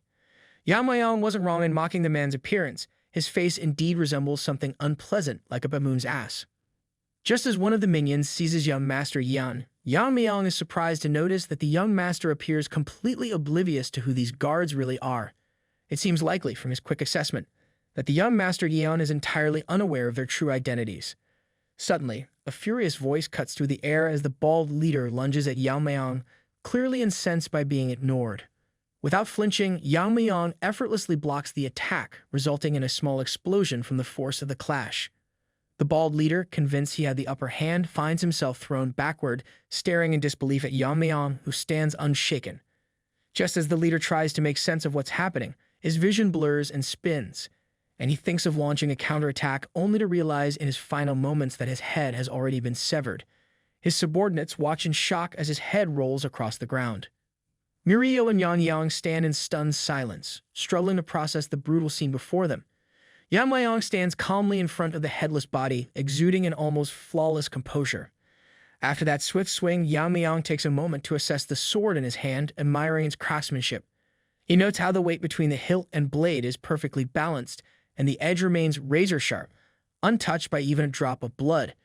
He turns to Shorty, acknowledging that the sword is indeed a masterpiece and praises him for carrying on his master's legacy with such skill. Hearing this, Shorty feels a swell of pride, his eyes tearing up as he recalls a memory of his master. In a flashback, Senior Shorty is shown carefully crafting the sword, telling the young blacksmith that every valuable object will one day find its rightful owner. He urges his apprentice to ensure this sword goes only to someone who truly appreciates its worth. Now, watching Yeon-myeong wield the blade, Shorty realizes he has finally found the sword's destined master. Back in the present, Yeon-myeong addresses the remaining foes, asking if anyone else wishes to challenge him and even suggesting they attack him all at once. Provoked, the remaining enemies rush toward him, shouting that he shouldn't underestimate them. Yeon-myeong smiles, and with a single sweeping slash, he cuts through half of them. His movements become fluid and graceful, each strike precise and delicate, like a dance in water. In one smooth, continuous flow of attacks, he eliminates the rest with effortless, consecutive strikes. Witnessing the carnage, young Master Yeon decides to crawl back to his cave, realizing the fight is far beyond his abilities. Shorty the blacksmith is left speechless by Yeon-myeong's swordsmanship, while Mirio and Yeon-myeong remain in stunned silence. Mirio, especially, is exhausted from the constant surprises, amusingly wondering when Yeon-myeong even learned such refined sword skills. Meanwhile, elsewhere, Nam Jin-soon strides with a sense of purpose, his thoughts laced with self-satisfaction. He reflects on his covered alliances, convinced that everything is progressing smoothly under the radar. Despite his position within the Black Death Alliance, Nam Jin-soon has secretly aligned himself with the Heavenly Demon Divine Cult, a betrayal known only to him. Interestingly, Nam Jinsoon is the second son-in-law to Hyunso, one of the key figures within the Black Death Alliance. Puffed up with pride, Nam Jinsoon deludes himself into believing that his son Yen is the epitome of their bloodline's virtues. In his mind, no peer can compete with his son's natural talent. Nam Jinsoon, caught up in his delusions, clenches his fist with confidence, imagining his son Yen making a powerful impression at the Sichuan assembly. He envisions Yen showcasing incredible strength, securing a spot in the Black Death Alliance leadership, a position that Nam Jinsoon plans to use as a foothold to weaken the alliance from within. The irony of his scheme is almost laughable as he smiles to himself, thinking that by the time the alliance realizes his true intentions, the forces of the demonic path will have already infiltrated Sichuan. Just then, a one-armed subordinate from the Heavenly Moon Brigade interrupts Nam Jinsoon's fantasy. Recognizing the man as one of his son's supposed guards, Nam Jinsoon asks with an edge of irritation why he's here. The one-handed guard informs him that the young master is under attack by an unknown assailant. At this, Nam Jinsoon's smug confidence begins to crumble and panic sets in. Meanwhile, Yeon-myeong continues cutting down his opponents with ease, his skill making it look as though he's chopping vegetables rather than facing enemies. His display leaves the side characters dumbfounded, particularly Mirio, who worries about the aftermath, wondering who's going to clean up this mess. She muses that if she brought her sister along, the poor girl would have been completely overwhelmed. She then questions Yeon-myeong, wondering why he allowed one of the enemies to escape, knowing full well that the guard could bring reinforcements. Yeon-myeong, calm and strategic, explains that he intentionally let him go. Raising his sword, he points in the direction of Yen, stating that an oblivious fool like him wouldn't even recognize a connection to the demonic cult. There must be someone else behind the scenes, orchestrating this whole setup and placing these ants to protect Yen. Yen, desperate, tries to convince Yeon-myeong that he's misunderstood, claiming he has no affiliation with the demon cult and doesn't even know who they are.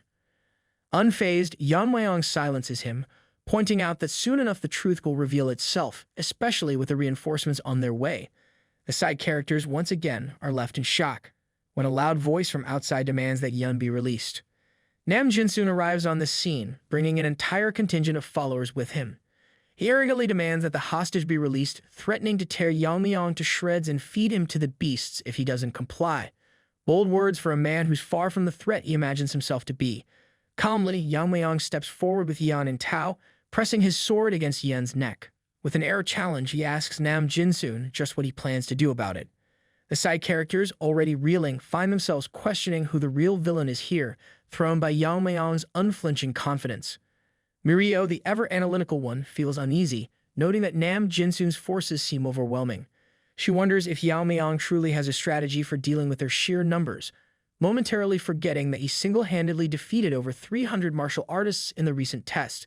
Nam Jinsoon, furious, barks at Yeon-myeong, asking how he dares to defy them without understanding the extent of their power.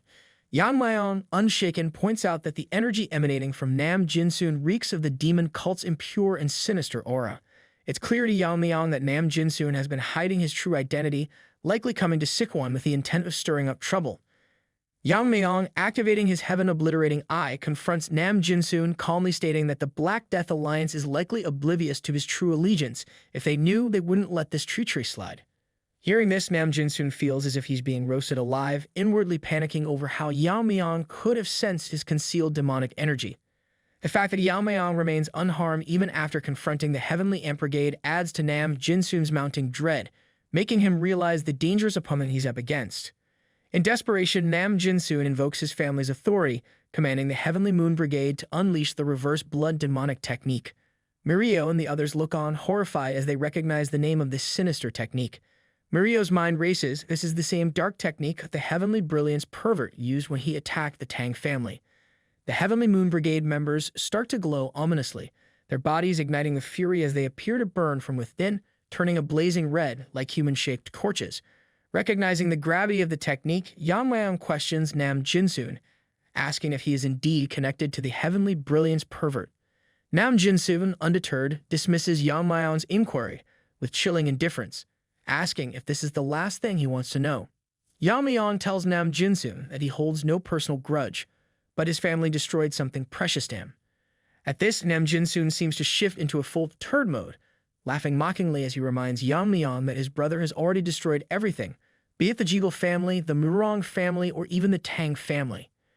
Hearing this, Mario's anger flares up and she seems ready to charge in despite knowing she'd likely be a burden in this battle. Yeon-myeong, however, quickly stops her, reminding her that interfering would only get them all killed. At this moment, their only choice is to trust Yeon-myeong. Nam Jin-soon then commands his fiery army, the evolved Chicken Wings, to finish off Yeon-myeong. Snaky, sensing the intensity of the situation, appears, commenting on how fired up the enemies are and asking Yeon-myeong if he has a plan. Without hesitation, Yeon-myeong enters his battle stance, his calm, focused aura radiating strength. He utters one word: eliminate. In a breathtaking moment as the army charges toward him, the world around them seems to drain of color. Yeon-myeong swings his sword, and in just one strike, he cuts the whole army in half. The gray world is suddenly painted in red as every single enemy is cut down in one seamless strike, leaving only Nam Jin-soon standing stunned. Mirio, Yeon-myeong, and Shorty look on, eyes wide, taking in the battlefield that has now become a bloody canvas, a deadly masterpiece crafted in a single, perfect stroke by Yeon-myeong. Nam Jin-soon stares in disbelief, struggling to process what he's witnessing. It seems impossible to him. He wonders how could all 70 of his warriors, each using the reverse blood demonic technique, be cut down so easily. Even a master at the peak of martial prowess shouldn't have been able to overpower them with such ease. The scene reminds him of a memory from the past. In a flashback, a younger, more naive Nam Jin-soon had witnessed a brutal battle during the demon cult's invitation ceremony for the vice leader of the Heavenly Demon Church. He watched in shock as the left and right guardians of the cult, both in their prime, were beaten to a pulp. The victor of that match had been none other than the infamous heavenly pervert, Nam Jin-soon's own brother, whose power was unmatched even by the cult's finest. Nam Jin-soon recalls the suffocating aura that his brother emitted, an overwhelming energy he had not felt since that day. Now that same pressure fills the air emanating from Yeon-myeong, who stands before him with a calm yet deadly intensity. For the first time, a one-chapter character like Nam Jin-soon shows some humility, dropping to his knees before Yeon-myeong. Begging for mercy, he offers his own life in exchange for sparing his son, Yeon. He explains with genuine desperation that Yeon is just an ordinary kid, unaware of the dark schemes his family is involved in. Whatever grudge Yeon-myeong has with his family, Nam Jin-soon pleads should not be taken out on his oblivious son. Yeon-myeong's voice turns icy as he addresses Nam Jin-soon, pointing out that if Yeon were truly ordinary, he wouldn't have tried to kill a blacksmith simply for not handing over the best sword. As Yeon tries to protest, Yeon-myeong cuts him off, bringing an end to the theatrics. Nam Jin-soon watches in horror as Yeon-myeong swiftly silences his son, leaving him no chance for redemption. Yeon-myeong then turns to Nam Jin-soon, asking if he's angry, before adding that the families of the people they've murdered must have felt the same pain. With this, Yeon-myeong declares that he feels no remorse and has no intention of sparing anyone connected to the heavenly demon cult. Nam Jin-soon, broken and transformed into an unrecognizable shadow of his former self, meets his end as Yeon-myeong finishes him off. Later, back at the blacksmith's shop, Yeon-myeong finds himself in an awkward situation as the blacksmith hands him the sword. Shorty, overwhelmed with gratitude, insists that Yeon-myeong take it as payment, mentioning that if it weren't for him, he'd likely be dead. With a touch of emotion, the blacksmith explains that his master had always hoped this sword would find a true deserving owner, and he feels at peace knowing it's now in the right hands. Yeon-myeong, feeling a bit shy, accepts the cheers from his two enthusiastic companions who are congratulating him with playful excitement. Deciding to take the sword, he turns to Shorty and requests a scabbard, noting how flashy the blade is. Snaky manifests, observing with growing admiration that Yeon-myeong is even more remarkable than he realized. For a Tang family member to wield a sword with such skill is rare. If he continues this path, Snaky muses, Yeon-myeong could one day earn the title of Sword King and perhaps become the strongest martial artist in the world. Meanwhile, outside a large gate, a crowd is gathered, bustling with anticipation. Among them, two onlookers, a pair of nobodies with plenty to say, notice Yeon-myeong and his companions approaching. One points him out to his friend, speculating if this impressive-looking figure could be one of the successors of the Sichuan sect. Observing Yeon-myeong's two female guards, the clueless bystander jumps to the assumption that he must be a womanizer. The two bystanders go on, exchanging clueless commentary about Yeon-myeong. One of them wonders aloud why someone would bother coming to an important event like the Sichuan Assembly only to act like that. The other adds he bets his martial skills are trash too. However, both are secretly unnerved by the attention Yeon-myeong is getting, especially the way women in the crowd are swooning over him. The first bystander even admits to himself that he feels defeated before a single match has begun, intimidated by Yeon-myeong's striking looks. Even the judges, seasoned from years of observing young martial artists, are quietly impressed, thinking that Yeon-myeong's appearance is unmatched. When one of them asks Yeon-myeong which clan or sect he represents, he introduces himself as Tang Yeon-myeong, the young master of the Sichuan Tang Family. The two onlookers go pale at the mention of the Tang Clan, realizing just who they're up against. Meanwhile, elsewhere, Lady Yu has her sights set on Yeon-myeong, determined to kill him. She learns that Yeon-myeong registered himself on the participant list early in the morning and then headed straight to his quarters. Smirking, she muses that it's fine for Yeon-myeong to rest while he can. Soon, she plans to end him and settle an old grudge. In a flashback, she remembers a painful memory, crouched on the ground, clutching a martial arts manual and crying. At that moment, she had been saved by Mak In-guk, who asked why she was wandering alone in a place often frequented by bandits. He remarked on her luck that he found her and asked if she was injured. That moment marked the beginning of her connection with Mak In-guk. At the time, she was merely surviving as a concubine to a high-ranking military officer, where she was treated as little more than an object. One day, this officer died in a sudden accident. Known for his hobby of collecting martial arts manuals, he left behind a collection. She quickly seized her opportunity to escape. She took one of the manuals and fled, which ultimately led her to Mak In-guk. In time, Mak In-guk taught her martial arts, and they became close. He had originally been from the Wong sect, where he had learned the basics that he now shared with her, teaching her self-defense and survival skills. Once she had a firm grasp of the basics, she decided to train in the manual she had taken, the Red Lotus Flame art. But her fortune soon soured. After beginning her training in this forbidden art, her health gradually began to deteriorate as if she had contracted an incurable illness. Accepting that her time was limited, she chose to leave Mak In-guk, not wanting him to witness her weakening and pitiful state. Over time, she learned that Mak In-guk had risen to become the head of the Darkness Silent Sword sect, swiftly gaining power and influence. Meanwhile, she was left dying, her body racked with constant pain that often made her wish for an end. Yet, a deep regret held her back. Her last wish was simply to see Mak In-guk once more. One day, as if by chance, she was discovered by none other than Mak In-guk himself, accompanied by the Black Death Alliance leader Yu Giljan. Mak In-guk expressed surprise, noting her remarkable talent but unable to understand why she appeared to be on the brink of death. Yu Giljan quickly realized the issue. She had learned martial arts from both the yin and yang paths, causing her vitality and energy to conflict and slowly destroy her from within. Recognizing her dire situation, Yu Giljan advised her to recite the formula for the martial arts she had been practicing. To her, it seemed like fate. Entranced, she recited it with all her strength and will. Yu Giljan, a master of martial knowledge, took less than half an hour to craft a modified version of the Red Lotus Flame art, one that harmonized with her yang energy and was suited to a woman's unique balance of vitality. She was stunned by his skill. He had transformed the techniques so that as she progressed to higher levels, her internal injuries would begin to heal on their own. To show her loyalty for having her life saved, Lady Yu founded the Transforming Heart sect and aligned herself with the Black Death Alliance. With Mak In-guk also part of the alliance, she hoped to rekindle their old connection.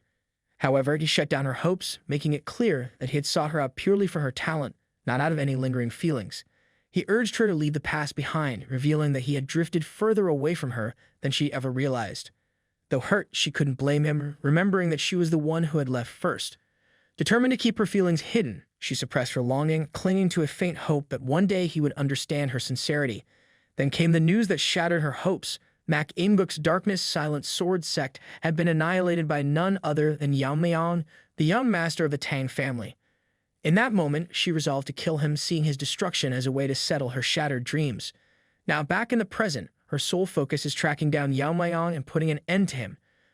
But she knows that he has surpassed even the peak realm, and her Red Lotus Flame art alone might not be enough to defeat him. Still, she smirks, plotting her revenge. She's devised a plan to trap Yeon-myeong at the upcoming Sichuan assembly, a place from which she believes he'll have no escape. Just as she lies on her bed, her face twists with anger and anticipation, consumed by her dark hopes for Yeon-myeong's downfall. Meanwhile, Yeon-myeong is deep in meditation. Snaky appears, quietly observing him, marveling at Yeon-myeong's intense focus. Snaky has been trying to disrupt his mental training for over an hour, yet Yeon-myeong hasn't budged an inch. The level of concentration he displays is almost surreal for someone his age. It's as if he were an old master reincarnated. Inside Yeon-myeong's mind realm, he's locked in a one-on-one duel with his master. They ready themselves, mirroring each other's sword stance before launching forward in a simultaneous attack using the eliminate technique. Their swords clash with such intensity that a massive explosion erupts, As the blinding light fades, both remain poised and unyielding, until Yeon-myeong's image is split in half. He expected this. He knows that fully manifesting the eliminate technique is impossible with only the green heart poison technique. Although he was able to cut down 70 foes with eliminate, it was a degraded version, lacking even half its true power. At its peak, the technique could have split the entire battlefield in half. In his past life, Yeon-myeong had used a powerful mental skill called destructive force to enhance the eliminate technique. Only through mastering this skill could he unleash eliminate's full potential. Destructive force, however, came with dark side. It weakens the body and can even cause sudden death in ordinary practitioners. But Yeon-myeong and his master had been uniquely gifted with the rare ability to control this power. Now with his body strengthened and his martial prowess at the peak realm, Yeon-myeong realizes that if he can once again master destructive force, he will finally reclaim the full strength he wielded in his past life. Yeon-myeong reflects on his connection to the sword, wondering if he has become overly attached. Despite his degraded technique, he has still captured the essence of the eliminate technique with his current strength. The problem, he realizes, lies in the misalignment between his mental technique and his swordsmanship. He considers modifying the green heart poison technique to better suit his sword skills, hoping this adjustment will unlock the technique's true potential. Abruptly, Yeon-myeong awakens to find his face marked with doodles courtesy of Mirio, who is gleefully drawing on him. He tells her to stop, but she ignores him. Mirio asks if he had been asleep, which he denies. Mirio informs him they've been waiting for him, and he tells them to move out. Just as they prepare to leave, Yeon-myeong tells Mirio to stop treating Yeon-myeong like her friend. Mirio retorts, questioning why she would care if Yeon-myeong himself hasn't complained. Their playful bickering quickly turns into a squabble, putting Yeon-myeong in a tough spot. He attempts to mediate, telling Mirio that Yeon-myeong does have a point. Mirio, now irritated, accuses him of taking Yeon-myeong's side, but then agrees that there's no reason to tiptoe around the orthodox sect members. Yeon-myeong smirks, remarking that in front of a pile of corpses, dignity isn't much of a concern. However, he's quick to remind Mirio that given her recent prank, he'll pay her back tenfold when the time is right. Meanwhile, at the heart of the Black Death Alliance's grounds, the crowd is buzzing with anticipation as the Sichuan assembly is about to start. The atmosphere is enhanced by a group of identical-looking musicians, their music filling the air. It seems the guest artist might have been a bit too inspired by copy-paste, as all the musicians look strikingly alike. The one with the unfortunate bangs, Lady Yeo, steps forward to explain the rules. She keeps it brief, stating that the assembly serves as a battleground where power struggles are settled, and by tradition, even life-and-death duels are allowed. Yeon-myeong and her uncle, Sang Myeong, appear particularly excited. Lady Yeo explains that all stakes and terms are written in a contract sealed before the competition, with the winner securing these rights for the next 5 years. If anyone dares to dispute the results, the main sect will verify the outcome, and breaking the assembly's rules would be seen as an insult to the alliance, punishable by severe consequences. The crowd is taken aback by the intensity of the stakes, even the nobodies looking a bit shell-shocked. Lady Yeo then announces a special guest in this year's assembly, the legendary swordsman known as the Sword of the Nine Rings, Sang Myeong. A wave of surprise and awe ripples through the crowd as they recognize him as one of the 6 Grand Masters of the Evil Path, the most powerful figures within the Black Death Alliance. For the younger members, meeting Sang Myeong is a dream come true, with many starry-eyed at the chance to witness a true master of the sword. Yeon-myeong is surprised to sense that Sang Myeong has also reached the Fire Realm. Sang Myeong introduces himself formally, stating that he has come to the assembly alongside the leader's daughter, Yeon-hui, and expects strong performances from the competitors. Lady Yeo, with her distinct bangs, announces that the esteemed Sang Myeong will oversee any life-and-death duels. Anyone who wishes to engage in such a duel must first seek the master's approval. Just as Lady Yeo is wrapping up her speech, a hand goes up in the crowd. One challenger boldly requests Sang Myeong's permission for a life-and-death duel, challenging none other than Yeon-myeong. This one-off character named Mak Chun-wi seems oblivious to his fate as he stares down Yeon-myeong, determined to avenge his father. From his appearance and the 2 swords he carries, it's clear he's related to Mak In-guk, the very Mak In-guk that Yeon-myeong defeated. Sang Myeong recognizes Mak Chun-wi as a successor of the Darkness Silent Sword sect and quickly guesses that this challenge is fueled by a desire for revenge. He knows that avenging Mak In-guk, a formidable figure in the alliance, would be no easy task, especially since Yeon-myeong was strong enough to defeat him. Yeon-myeong stands calm and collected, aware that this challenger, a one-chapter character fueled by vengeance, has little hope against him. Hearing this, Mirio bristles with anger, especially since their side was attacked first. Yeon-myeong, ever composed, quickly urges her to stay silent, cautioning that others might overhear her outburst. Sang Myeong grants permission for the duel and calls Yeon-myeong to the stage. Both challengers step onto the platform simultaneously, each prepared to face the other with lethal intent. The crowd, however, finds its attention captured less by Yeon-myeong's skills and strength and more by his striking appearance. Murmurs ripple through the onlookers, particularly from the women who seem more taken with his looks and with the upcoming fight. Even the clan leader's daughter appears mesmerized, her gaze fixed on Yeon-myeong. Sang Myeong, observing her reaction, notes that she seems practically radiant with excitement. He muses that it would be a considerable disappointment if Yeon-myeong were to lose the duel. Sang Myeong formally states that no one aside from the combatants, their guards, or attendants may interfere in the life-and-death duel. He emphasizes that there are no restrictions on methods of attack, and both participants are free to ignore any surrender from their opponent. This is, after all, a duel to the death. After ensuring both combatants understand, he asks if they are ready. Yeon-myeong, unfazed, agrees to the conditions with a calm detachment. Given the significance of the duel, each fighter is permitted to have their guards and attendants present. Sang Myeong asks Yeon-myeong if he will be summoning any of his own, to which Yeon-myeong, with a composed expression, replies that he brought his guards but instructed them to stay out of the fight. His confidence is clear, whether facing one opponent or three, he is certain the outcome will remain unchanged. This offhand remark infuriates Mak Chunwi's backup, guards 2 and 3, whose fierce scowls betray their irritation. Impressed by Yeon-myeong's boldness, Sang Myeong signals the start of the duel. At once, Mak Chunwi and his allies draw their swords, but Yeon-myeong remains unfazed. With a subtle motion, one of the Mak Chunwi guards signals to the other. They advance, attempting to mimic a fierce, legendary fighting style, though their movements come across as clumsy and almost animalistic. Their swords radiate dark energy.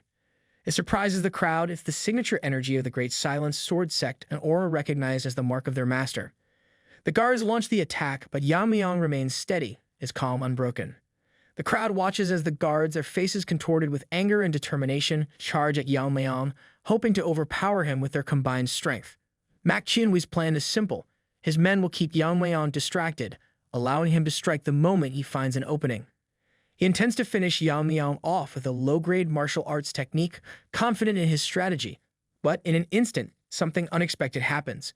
Instead of advancing toward Yeon-myeong, his 2 guards suddenly collapse to the ground, leaving the crowd stunned and silent. Even Sang Myeong and Lady Yeo stare in confusion, unable to understand what just occurred, until they spot feathered needles lodged in the men's necks. Sang Myeong is taken aback. The needles were launched so quickly that even he struggled to catch sight of them. Yeon-myeong, calm and composed, breaks the silence, remarking dryly that he's growing bored and wondering how long Mak Chunwi plans to stay in his stance. Mak Chunwi, infuriated, vows to kill him and charges forward with enough force to crack the ground beneath him.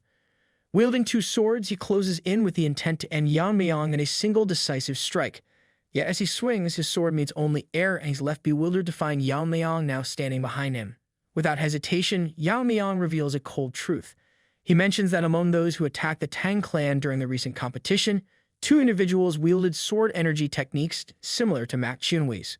Calmly, he continues, injecting a needle into Mak Chunwi, explaining that one of those attackers was Mak Chunwi's father, the former head of their clan, and the other was a spy.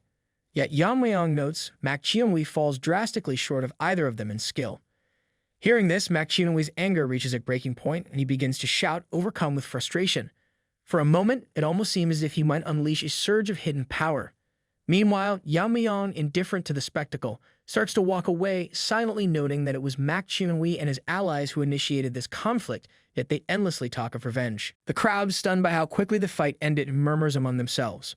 Some speculate that the skill gap is simply too wide, while others question whether the successor of the Darkness clan just lacks real strength. Mak Chunwi's rage, however, runs deeper, not because he failed to avenge his father, but because he feels weaker than his stepbrother. Suddenly, a voice in the crowd announces that the battle isn't over. Mak Chunwi's sword turns pitch black as he launches a desperate final attack on Yeon-myeong, determined to prove himself better than his stepbrother and hoping to buy himself one more moment. Yeon-myeong, momentarily surprised, stops as Mak Chunwi charges, the blackened sword aimed directly at him. In an instant, Yeon-myeong grabs the blade with his bare hand, shocking Mak Chunwi, who had hoped for a longer moment in the spotlight. With a powerful grip, Yeon-myeong shatters the sword into pieces, ending the battle decisively and leaving Mak Chunwi stunned and defeated. Yeon-myeong's decisive victory shocks Sang Myeong, Yeon-hui, and Lady Yu, whose unfortunate bangs tremble as if she's about to cry. The crowd, too, stands in stunned silence, though the familiar duo of disinterested onlookers remains unimpressed, having seen far too much already. With this crushing defeat, Sacheon meets his end. The crowd quietly accepts his passing, knowing he won't be remembered. Yeon-myeong reflects that he intended to go easy on Sacheon. What surprised him was the challenger's ability to exhibit such skill even after being hit by the poison needle, which numbs hearing, paralyzes the body, and drains energy. Sacheon seems impressed by the rare blade technique Yeon-myeong demonstrated in the heat of the moment. He remarks on the Tang Clan's reputation for training their hands to handle sharp weapons or wear protective gloves, but he hadn't expected Yeon-myeong to block a dark sword infused with energy bare-handed. Sacheon muses that if others witness Yeon-myeong's skill, they would clamor to become his disciples. Yeon-myeong considers explaining that his dragon-scale armor helped him block the sword's energy, but decides to keep this detail to himself. Instead, he simply responds that the Tang Clan possesses such capabilities. Sacheon acknowledges the impressive display and announces Yeon-myeong as the winner, adding that he has the choice to either continue with more duels or stop. True to his bold nature, Yeon-myeong declares that he will continue, but he then surprises Sacheon by stating that even if everyone within the Black Death Alliance attacked him at once, the outcome would remain the same. It seems this challenge isn't limited to the participants alone. It extends to every member under the alliance. Yeon-myeong stands confidently in the arena, with the overconfident challenger lying dead at his feet. Among the crowd, a voice rises. One spectator scoffs, claiming Yeon-myeong must be crazy to challenge them all at once. Another heckler sneers, accusing him of arrogance, stating that just because he defeated a single opponent, he's acting all high and mighty. These detractors, oblivious to the real gap in skill, taunt Yeon-myeong, insisting he's nothing special, merely the young head of a fallen clan. They foolishly boast that they'll show him what real power looks like. Amid this commotion, a stern voice captures Yeon-myeong's attention. Lady Yeo, identifiable by her unfortunate bangs, steps forward. She firmly reminds him that while life-and-death duels are permitted, the Sichuan Assembly is not some street brawl. She stresses that this is an official event where sect representatives display their martial skills with honor, and as this year's hosts, they cannot allow them to ignore the rules and act recklessly. Sacheon intervenes, telling her there's no need to be so strict. He admits to being intrigued by Yeon-myeong's boldness and expresses interest in seeing just how far he can go. However, he adds that if the situation spirals out of control, he will step in to restore order, keeping the spirit of the Sichuan Assembly intact. Unable to defy her superiors, Lady Yu clenches her jaw, looking as though she might grind her teeth to dust, and announces that since the Grandmaster permits it, she has no objections. Sacheon addresses Yeon-myeong, explaining that the Tang family's assassination techniques are built for large-scale destruction, and a chaotic, unstructured attack would only create confusion. To maintain order, he limits the number of attackers to 3, allowing Yeon-myeong to select his opponents. Sacheon adds that if Yeon-myeong finds these terms unacceptable, he may speak now. With a smirk, Yeon-myeong confidently accepts the terms, turning to Sacheon with unwavering assurance. Moments later, Sacheon watches in shock as his own expectations unravel. He had assumed that after a few rounds, the participants would recognize Yeon-myeong's methods and learn to counter his feathered needles, slowly breaking through his assassination techniques, creating a real chance for victory. But this assumption proves drastically wrong. In less than an hour, over half the challengers lie defeated. Their lives ended swiftly. What surprises Sacheon most is that Yeon-myeong has relied solely on his feathered needles and his technique for catching blades, yet none of the challengers could offer meaningful resistance.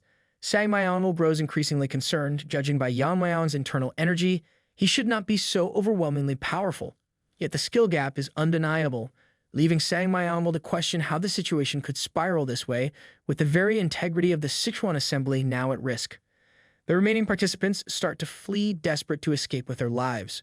Just then, a new one-chapter character boldly steps forward. While others scatter, this figure stands firm, as though he's an overpowered protagonist. He enters the arena with a loud stomp that shatters the ground, drawing the attention of both the fleeing fighters and Sacheon, along with the 2 ever-present trolls. This newcomer hails from the Rising Phoenix sect and challenges Yeon-myeong directly. He announces to the crowd that they need not interfere, claiming that he and his guards alone are enough to handle Yeon-myeong.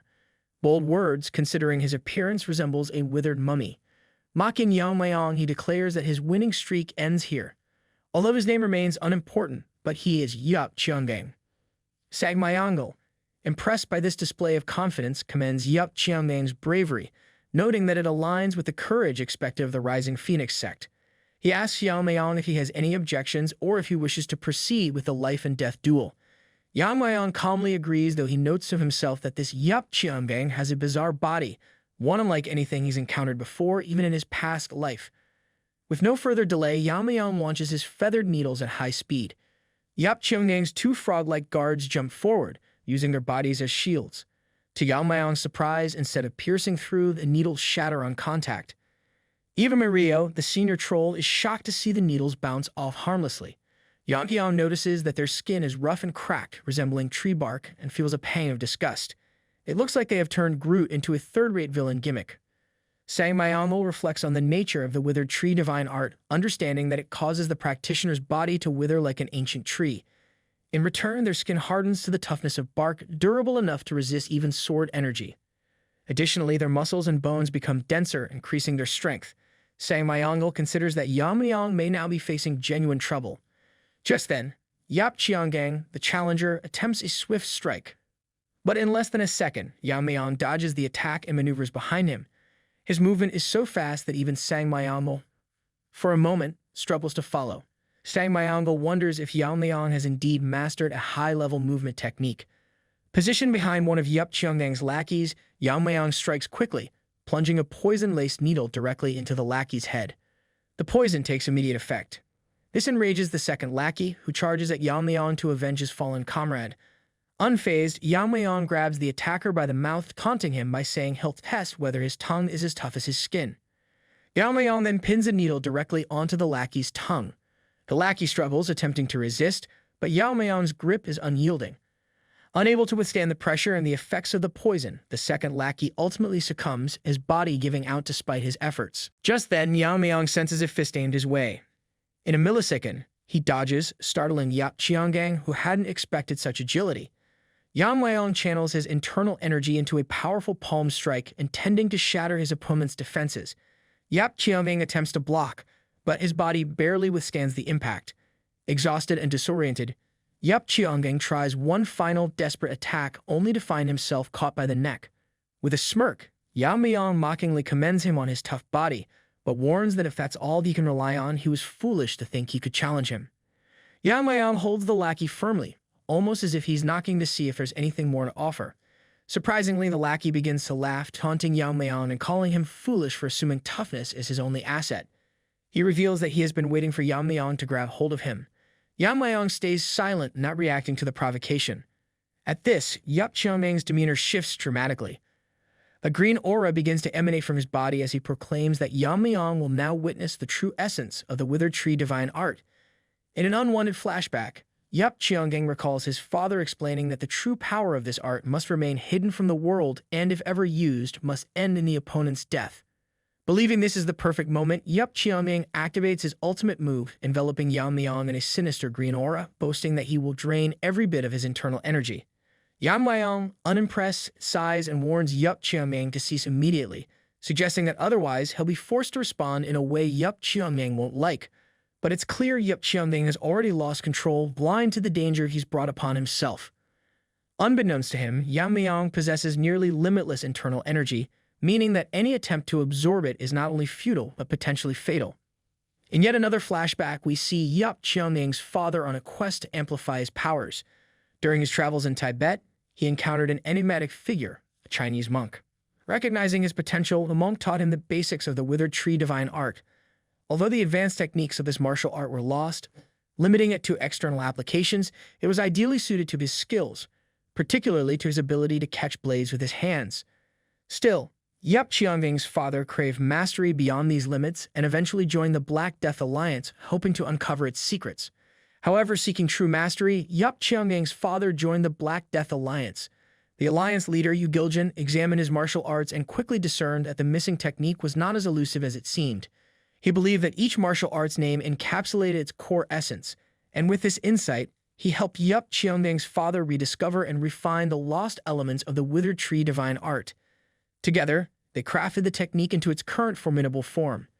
Back in the present, Yeon-myeong declares with pride that the art's name is more than a reference to his body's withered, tree-like appearance. He explains that his dried-out outer shell and internal energy are now rooted within his dantian, like a tree's roots, transforming his body into a true withered tree capable of absorbing an opponent's energy, just as a tree draws water from the earth. He laughs maniacally, taunting Yeon-myeong, warning him that he will drain him dry. At that moment, Yeon-myeong begins to realize something is wrong. Nothing seems to be happening to Yeon-myeong despite his energy absorption technique. Confused, he glances down and notices his arm starting to melt. Panic sets in as he cries out, demanding to know what Yeon-myeong has done to him. Yeon-myeong simply smiles, watching his opponent's distress. A flashback unfolds, taking us to Yeon-myeong's past life. In the martial world, 3 individuals held the title of the 3 vicious stars of Kai absorption. Known as the most dangerous figures, these 3 were infamous for using a Kai absorption technique to drain their opponent's internal energy. Together, these ugly rats terrorized anyone they encountered. 2 of them had even reached the Flame Realm, making them nearly unbeatable. In the Alliance Hall, 3 severed heads rested on display belonging to the so-called 3 vicious stars of Kai absorption. The individual responsible for their demise stood before the Alliance, calmly requesting his reward. The Alliance members questioned the identity of the man who had single-handedly defeated all 3 formidable foes. To their surprise, it was revealed to be none other than Yeon-myeong's master. Remarkably, his only intent had been to test a new sword technique, yet the trio was so weak that they couldn't withstand even a single strike. Yeon-myeong recalls his master's words from that day. His master had explained how the 3 vicious stars attempted to absorb his internal energy, but failed disastrously. Unable to handle this unique weakened ki, they met their end, the technique backfiring against them. Now, Yeon-myeong faces a similar fate, unable to endure the energy he sought to absorb, sealing his doom. Yeon-myeong reflects that ordinary martial artists are unable to handle the unique energy known as weakness Kai, which has a decaying nature. Though he has yet to master this energy in his current life, it doesn't concern him. Smirking, he taunts Yeon-myeong, reminding him that he warned against doing anything foolish. With a hint of amusement, he asks if Yeon-myeong's family ever taught him not to consume just anything, remarking that his internal energy is no less than pure venom. As Yeon-myeong's arms throb in pain, Yeon-myeong channels venomous Kai, which quickly engulfs and burns Yeon-myeong's body to ashes in front of a shocked crowd, including Sang-myeong. While Yeon-myeong casually dusts his hands, Sang-myeong grows increasingly uneasy, recognizing that they are losing far too many men. Just as he contemplates stopping the fight, he realizes that Lady Yu is holding Yeon-hui hostage. She declares that the battle must continue until Yeon-myeong is defeated.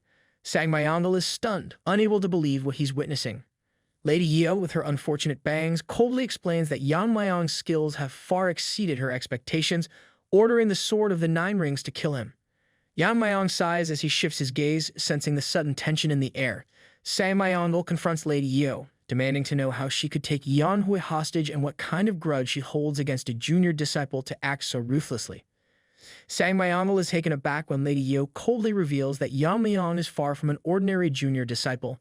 He has killed Mak Imjuk, and to her, the death of the white-haired Mak Imjuk was a serious matter, one that she cannot simply overlook. She feels compelled to avenge him, no matter the cost. Sang-myeong, visibly enraged, asks if she volunteered to oversee the Sichuan assembly solely for this purpose. She warns him, reminding him of her flame techniques, which give her the power to kill someone as fragile as Yeon-hui with just a minor wound. Meanwhile, Maria, noticing the rising tension, asks Yeon-myeong why they are fighting each other, but Yeon-myeong has no answer, equally in the dark. Enraged, Sang-myeong releases his powerful aura, challenging Lady Yu by asking if she truly believes he cannot sever her head from this distance. Feeling the overwhelming pressure of his aura, she admits that given his advancement to the Fire Realm, he could likely succeed. However, she warns that if he loses his temper and swings carelessly, he might leave a scar on his precious niece, Yeon-hui. In a tough spot, Sang-myeong sheathes his sword, telling Lady Yu to wait, promising that he'll deal with her after taking care of Yeon-myeong. She responds with a cold gaze, assuring him that once Yeon-myeong is dead, she will accept her fate willingly. The bystanders are in disbelief, whispering that it has come to this, that one of the 6 Grandmasters must intervene personally to stop Yeon-myeong. Sang-myeong enters the arena to face off against Yeon-myeong. Yeon-myeong remarks that he hadn't planned on fighting him today. In response, Sang-myeong apologizes, acknowledging the unfortunate circumstances. He explains that despite the shame, he has no choice, as Lady Yu's actions have left him with obligations he must prioritize over his own life. He hopes Yeon-myeong understands, and inwardly, everyone watches with bated breath, hoping both Yeon-myeong and Sang-myeong will survive the encounter. Just as they prepare to engage, the atmosphere is disrupted by a sudden melody filling the arena. Like a group of clumsy actors, the loser musicians begin to play, surrounding the space with their odd tune. Yeon-myeong quickly senses that something about the music feels off, a melody carrying a strange, unsettling undertone. Sang Myeong, visibly angered, turns to Lady Yeo, demanding to know what she is doing. He accuses her of using a sound technique that is not only affecting them, but also causing pain to the innocent heirs of other clans, who now tremble and suffer under the oppressive sound. Lady Yeo quickly covers Yeonhui's ears, assuring Sang Myeong that she's helping him and that Yeonhui won't be affected by the sound technique, so he needn't worry.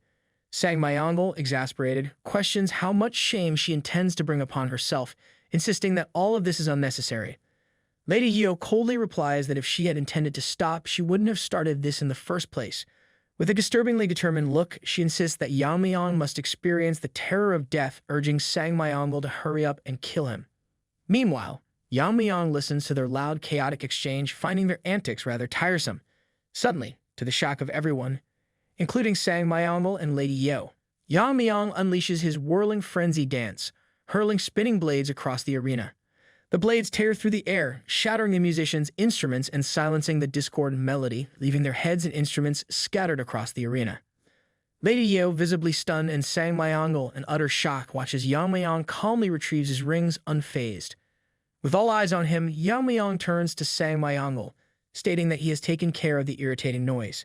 He calmly suggests that Sang Myeong finish where he started. Sang Myeong, sword in hand, stands on the stage, taking in the sight of hundreds of bodies scattered across the area. His expression, though composed, reveals a flicker of bewilderment, wondering if such a destructive martial art truly exists within the Tang Clan, given how fitting it is for their deadly reputation. Watching Yeon-myeong demonstrate this technique so effortlessly, Sang Myeong feels a mixture of awe and uncertainty. He muses that if Yeon-myeong continues to progress at this rate, he might one day surpass him. Caught up in these thoughts, Sang Myeong briefly questions if killing such a prodigious talent is truly the right course, but his focus is broken when he notices Yeon-myeong unsheathing his own sword. Stunned, Sang Myeong's gaze sharpens, wondering if Yeon-myeong actually intends to face him in a sword fight. His expression betrays his confusion, as he considers that Yeon-myeong might not fully grasp the situation. At a time when even his best techniques would be lacking, he is opting for a sword fight. Without hesitation, Yeon-myeong gets straight to the point, asserting that his hidden weapon techniques are trivial compared to what he can do with a sword. With a confident smile, he tells Sang Myeong that he's ready to learn a thing or two from him. Sang Myeong, the esteemed Swordmaster himself, stares at Yeon-myeong, caught between irritation and intrigue at this bold statement, realizing that this young fighter might be far more formidable than he'd expected. Sang Myeong sighs, looking at Yeon-myeong with a mixture of disbelief and reluctant admiration. He remarks that Yeon-myeong's audacity has reached new heights, calling him outright absurd. However, in a bid to maintain his likable, honorable image, he tells Yeon-myeong that he appreciates his spirit, so he will allow him to make the first move. Upon hearing this, Yeon-myeong smirks, and in a flash, Snaky, his inner energy, manifests. Snaky asks if Yeon-myeong plans to go all out, to which Yeon-myeong responds that since his opponent is a master of the fire realm, he intends to give it everything he's got. Suddenly, the arena trembles as huge vibrations ripple through the air, overwhelming the entire area. Yeon-myeong, having released some of his energy seals, unleashes a torrent of power. The energy is so intense that it lights up the entire arena, sending powerful gusts of wind that send Lady Yeo flying.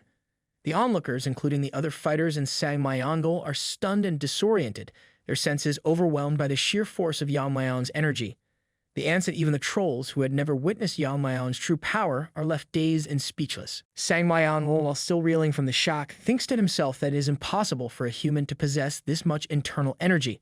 What alarms him even more is that he hadn't sensed such an overwhelming power hiding within Yeon-myeong. Unlike the others who are caught off guard, Sang Myeong quickly grasps the situation. He realizes that Yeon-myeong is far beyond his level, and just as he makes this realization, Yeon-myeong transforms, radiating with a supreme, almost godlike energy. With a calm but powerful tone, Yeon-myeong tells Sang Myeong that he is ready for the lesson. Sang Myeong stands in shock, unable to believe how Yeon-myeong has managed to reach such an overwhelming level of power at such a young age. The presence Yeon-myeong is radiating now reminds him of the intimidating aura he once felt from the Alliance leader Yu Giljan. Yeon-myeong, calm and unwavering, asks Sang Myeong what he is doing, pointing out that he allowed Yeon-myeong to strike first. Sang Myeong instantly backs out from his earlier proposal. He tells Yeon-myeong that he has underestimated him, and now if he allows him to strike first, he will be dead in no time. He admits to Yeon-myeong that he was unaware of the hidden strength Yeon-myeong possessed. But now backing down is not an option. If he does, Yeon-hui's life will be at risk. The real problem, however, is that if Sang-myeong fights at full strength, one of them will inevitably die. He cannot just sit there and allow Yeon-myeong's attack to land without responding. Sincerely apologizing for the situation, Sang-myeong acknowledges the severity of his position. He knows that if the battle drags on, he will eventually lose to Yeon-myeong's overwhelming power. With no other choice, Sang-myeong decides to end the fight quickly and decisively. He prepares to unleash the technique Yu Giljin taught him, hoping to turn the tide in his favor before it's too late. In a flashback, it is revealed that when Sang-myeong reached the fire realm, the flow of his energy entering his body felt different, more intense. Yu Giljin congratulated him for breaking through the wall of his talent and reaching the fire realm. He explained that although Sang-myeong's meridians were fully connected and he had reversed his aging, the scars on his face will remain. Sang-myeong humbly admitted that his abilities were still lacking, though he was grateful for what he had achieved. He even found the rugged look with its scars to be more manly, a testament to his hard-won growth. Yu Giljin laughed, remembering how Sang-myeong had tried so hard to look fierce. He then reassured Sang-myeong that no matter what happens, he never wants him dead. Sang-myeong, however, called Yu Giljin out for mocking him instead of simply congratulating him. But Yu Giljin explained that now that Sang-myeong had undergone such a full transformation, it was time for a new phase of training. While his physical strength and skills were impressive, his sword techniques remained limited. Now that he had become physically stronger, Yu Giljin would teach him the technique of the strong sword. According to Yu Giljin, true strength lies in flexibility and softness, a concept that he had learned through the illusion sword.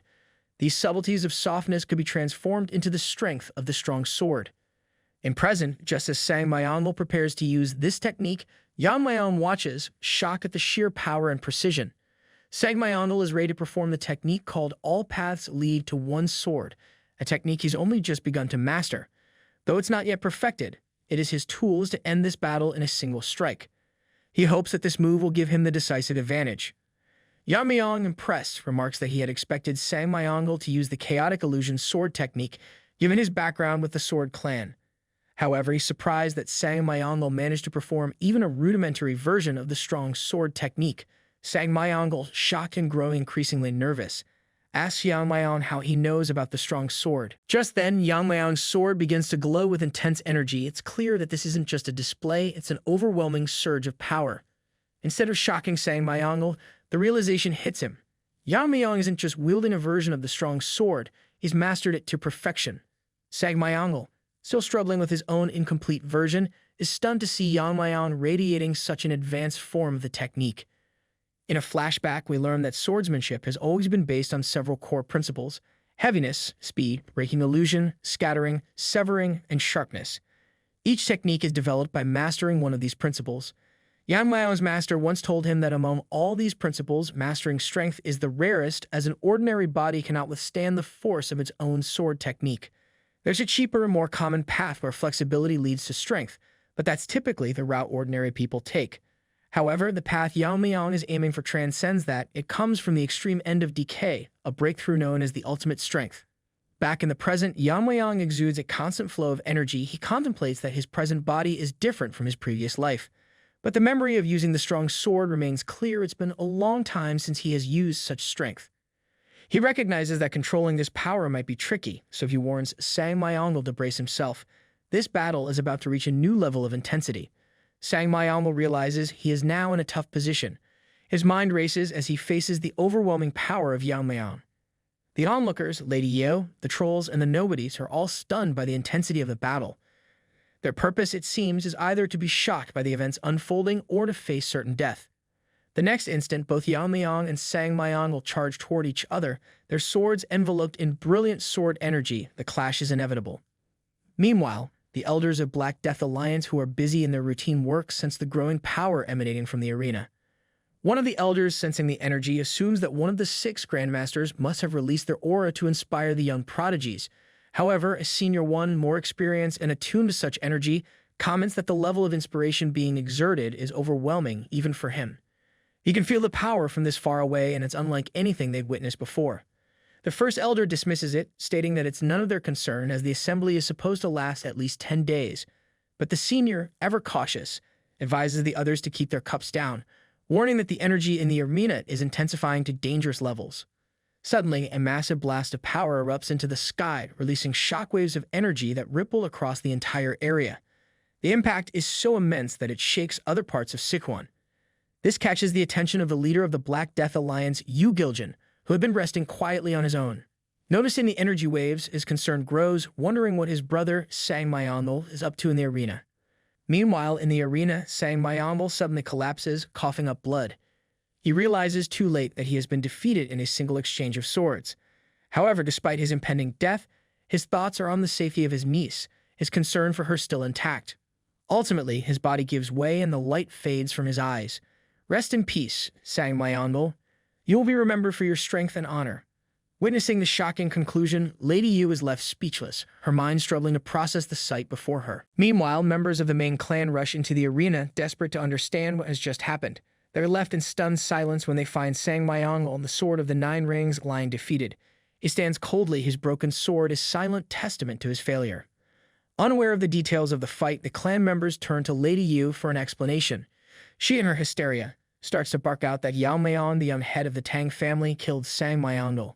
More people crowd into the arena, and it dawns on them that the Tang Clan, led by Yeon-myeong, was responsible for the annihilation of the Silent Sword sect and the Heaven and Earth sect. But what shocks them most is that Yeon-myeong, despite his youth and appearance, has managed to defeat one of the 6 grandmasters. Lady Yo, now in a frantic state, declares that Sang Myeong was killed while trying to protect Yeonhui.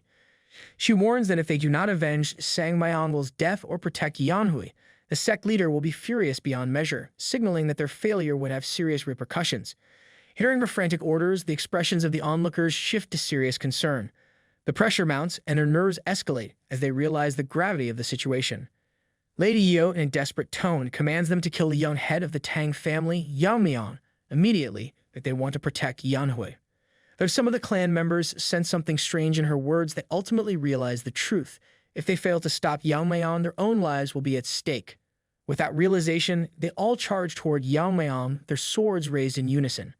One of them, acknowledging the sheer power Yeon-myeong displayed by defeating the Sword of the Nine Rings, warns the others that defeating him won't be easy. Nevertheless, they push forward, determined to overwhelm him with their numbers.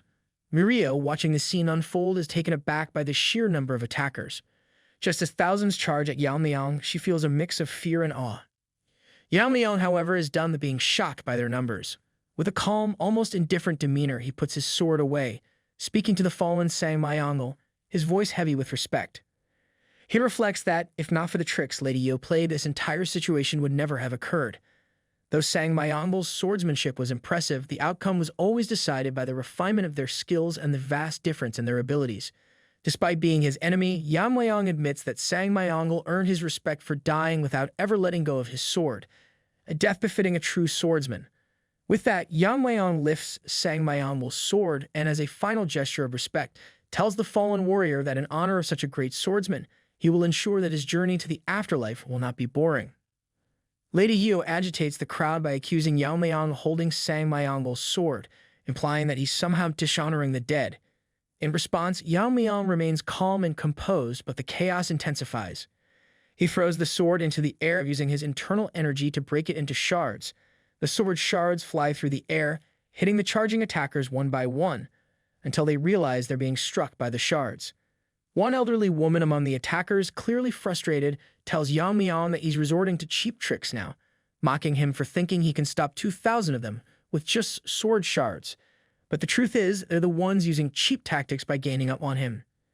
Yeon-myeong remarks that for dealing with them, the sword shards are more than sufficient. With that, he swiftly slices one of the attackers in half. Within seconds, the scene turns chaotic as Yeon-myeong, channeling his internal energy, unleashes a basic version of the Tang Clan's infamous 10,000 flower rain. A tornado of sword shards whirls around him, cutting through the attackers as effortlessly as chopping vegetables. The shards slice in every direction, creating a storm of relentless attacks. In the distance, onlookers look on in shock, realizing that this display must be one of the Tang Clan's secret techniques. Panic spreads as bodies are flung in every direction, a whirlwind of carnage filling the arena. One observer, horrified, confirms to the others that this is indeed the legendary 10,000 flower rain technique. Hearing the confirmation of the 10,000 flower rain, the faces of the onlookers fill with disbelief. The technique, thought to be long lost, has resurfaced in front of them. Just then, Yeon-myeong's spirit pet, Snaky, manifests, calmly telling him that the onlookers are foolish to think this is the true 10,000 heavenly flower rain. After all, they have never seen it with their own eyes. Yeon-myeong calls out to Mirio, who is keeping watch as he focuses on the oncoming attackers. He tells her he will keep them away from her, but if a few manage to slip through, she must handle them. Sweat dripping like a dog in heat, Mirio reassures him that she will remain out of his way, acting as his bodyguard. With a confident smile, she encourages Yeon-myeong to send the attackers straight to hell, her words filled with bloodlust. Yeon-myeong grins back at her, acknowledging that she needn't say it. He's already planning to do exactly that. He increases the intensity of his attacks, causing the blades to multiply and intensify to the point where they resemble an ocean. The swords seem to sink into the bodies of the attackers, chopping them down like vegetables, their numbers becoming irrelevant in the face of Yeon-myeong's power. The sheer overwhelming force of his assault continues, and even the senior elder, who was once standing tall among the attackers, is chopped in half like the others. A few of the remaining attackers notice Mirio and her sidekick, both wearing the Tang family's distinctive outfits. Realizing they can't deal with a monster like Yeon-myeong directly, they shift their strategy. They plan to capture Mirio and Yeon-myeong, intending to offer them to the sect leader in exchange for favor. Mario, however, is visibly ready to dispatch them to hell. In a flashback, Mirio is surprised when Yeon-myeong offers to cure her dead vein syndrome. He explains that soul energies are blocking her meridians, which has been preventing her from fully tapping into her strength. Mirio, a little flustered, wonders if, like her sister, she'll have to get naked for the treatment. However, Yeon-myeong quickly reassures her that there is no need for such drastic measures. He gets flustered himself, having briefly imagined this situation, but he quickly brushes it off. He explains that the main reason he's offering to help is because Mirio is extremely talented in martial arts. Despite suffering from the dead vein syndrome, which she is unaware of, she has the strength of someone like the brigade. Yeon-myeong believes that if they can cure her syndrome and unblock her meridians, her strength will increase to the level of a clan elder. With that, she would easily slaughter their enemies in a matter of seconds. And present, as the attackers charge toward Mirio and Yeon-myeong, Mirio effortlessly begins dispatching them one by one, as if she's chopping vegetables. Her strikes are swift and precise, and the attackers are left stunned, realizing that even someone who appears to be a younger member like Mirio is far stronger than they had anticipated. In fact, her strength surpasses that of most clan leaders. Mirio, though, tells Yeon-myeong to stay behind her, stating that it's hard to protect someone while fighting. The battle rages on, and the Jiggle lady, Yeon-myeong standing off to the side, begins to cry, lamenting how she has neglected her training. In her current state, she is completely useless and can only watch from the sidelines as Mirio continues to tear through their enemies. Meanwhile, one of the attackers shouts to the others, urging them to stop the wind pressure coming from Yeon-myeong. They realize that, no matter how powerful he is, there must be a limit to his internal energy. If they can take some damage and overwhelm him with numbers, they might have a chance. Determined, they press forward, willing to risk their lives to take him down. Yeon-myeong watches in shock as they throw themselves at him, even allowing themselves to be torn apart by the relentless wind pressure. By sacrificing a few thousand lives, they are planning to weaken the pressure enough to create an opening. Yeon-myeong, deep in thought, reflects on their willingness to sacrifice so much, wondering what kind of person their sect leader must be to inspire such devotion. However, now is not the time for contemplation. In an instant, Yeon-myeong draws his sword and with a few swift moves, slaughters over 1,000 of them. His movements are so fluid and precise that the attackers barely have time to react before they are cut down. Lady Yo, watching in disbelief, cannot believe that Yeon-myeong managed to kill so many with a single swing of his sword. Realizing the true extent of his power, she understands now that it was not just luck that allowed him to defeat a Fire Realm master in a single strike. The number of enemies means nothing in the face of his overwhelming strength. With this revelation, she orders the remaining attackers to stop, telling them that no matter how many they are, they cannot win against him. She urges them to back off and save themselves, knowing that their chances of defeating Yeon-myeong are now impossible. Lady Yo, with a solemn expression, apologizes to Yeon-hui, her voice heavy with regret. She tells Yeon-hui that one day she will atone for her sins. Turning to Yeon-myeong, she announces that it is enough. No number of lives could ever stop him. If she wants to take him down, she will have to use the sect leader, though she had never wanted to go this far. The thought of witnessing all these deaths pains her, but she has no other choice. Her eyes begin to glow with a fierce intensity, and Yeon-myeong, sensing something is wrong, wonders what is happening. In that moment, Lady Yu uses the Infernal Lotus technique, and Yeon-myeong watches in shock as the little girl, caught in the technique, starts to burn in front of everyone. The flames consume her, and the scene becomes one of horror and disbelief. Lady Yu stands resolute, knowing that no one will survive once the sect leader arrives and sees his little daughter dead. She declares that she will be waiting for them in the afterlife, ready to face whatever comes next. Lady Yu has gone mad, consumed by grief and rage as she burns the young girl before her, leaving everyone in utter disbelief. The side characters, shocked by her actions, ask her if she is aware of the consequences. Tears stream down her face as she cries, telling them that she is willing to go to any lengths for the sake of avenging Mak In-yuk. Her one-sided love and obsession with vengeance have spiraled into a frenzy, pushing her past any rational thought. Yeon-myeong, watching the scene unfold, can barely contain his frustration. Lady Yu's madness is irritating him, and her hypocritical words only fuel his anger. She regrets that she lacks the power to do more, pulling out a knife from her dress. She contemplates ending her life, thinking that the Lord will seek vengeance on her behalf. Her self-pity and misguided loyalty to Mak In-yuk are maddening to Yeon-myeong, and he's no longer willing to let her continue her spiral. In an instant, Yeon-myeong rushes forward and chops off both of her hands with precise strikes, stopping her in her tracks. He moves to the little girl, absorbing the fire with his internal energy, and destroys it, ending the inferno. Yeon-myeong then turns to Lady Yu, his voice cold and resolute. He tells her that not only has she harmed innocent people, but she has also tarnished the honor and sacrifice of Sang Myeong. Facing Lady Yu, Yeon-myeong delivers his harsh judgment. He tells her it's foolish for her to expect a peaceful death after all she's done. Yeon-myeong knows that despite everything he has said, this is not his decision alone. He decides to leave her to Yu Giljin, realizing that no matter what happens, he cannot worsen the situation any further. Lady Yu, lying on the ground, sneers at Yeon-myeong, telling him that no matter what happens, the Lord will never forgive him. She believes everything he has done will be pointless because today, Yeon-myeong will die by the Lord's hand. Yeon-myeong's anger rises, his temper flaring as he thinks of ripping her mouth apart for her insolence. But before he can act, Yu Giljin suddenly lands from the sky, releasing an internal energy so immense that even Yeon-myeong is taken aback. The energy is so overwhelming that it causes the surrounding onlookers to freeze as if time itself has stopped. Lady Yu is still barking in fury. Yu Giljin turns to see Lady Yu on the ground, but his focus shifts when he spots Sang Myeong standing lifeless. His eyes then fall to his daughter, burned and barely breathing.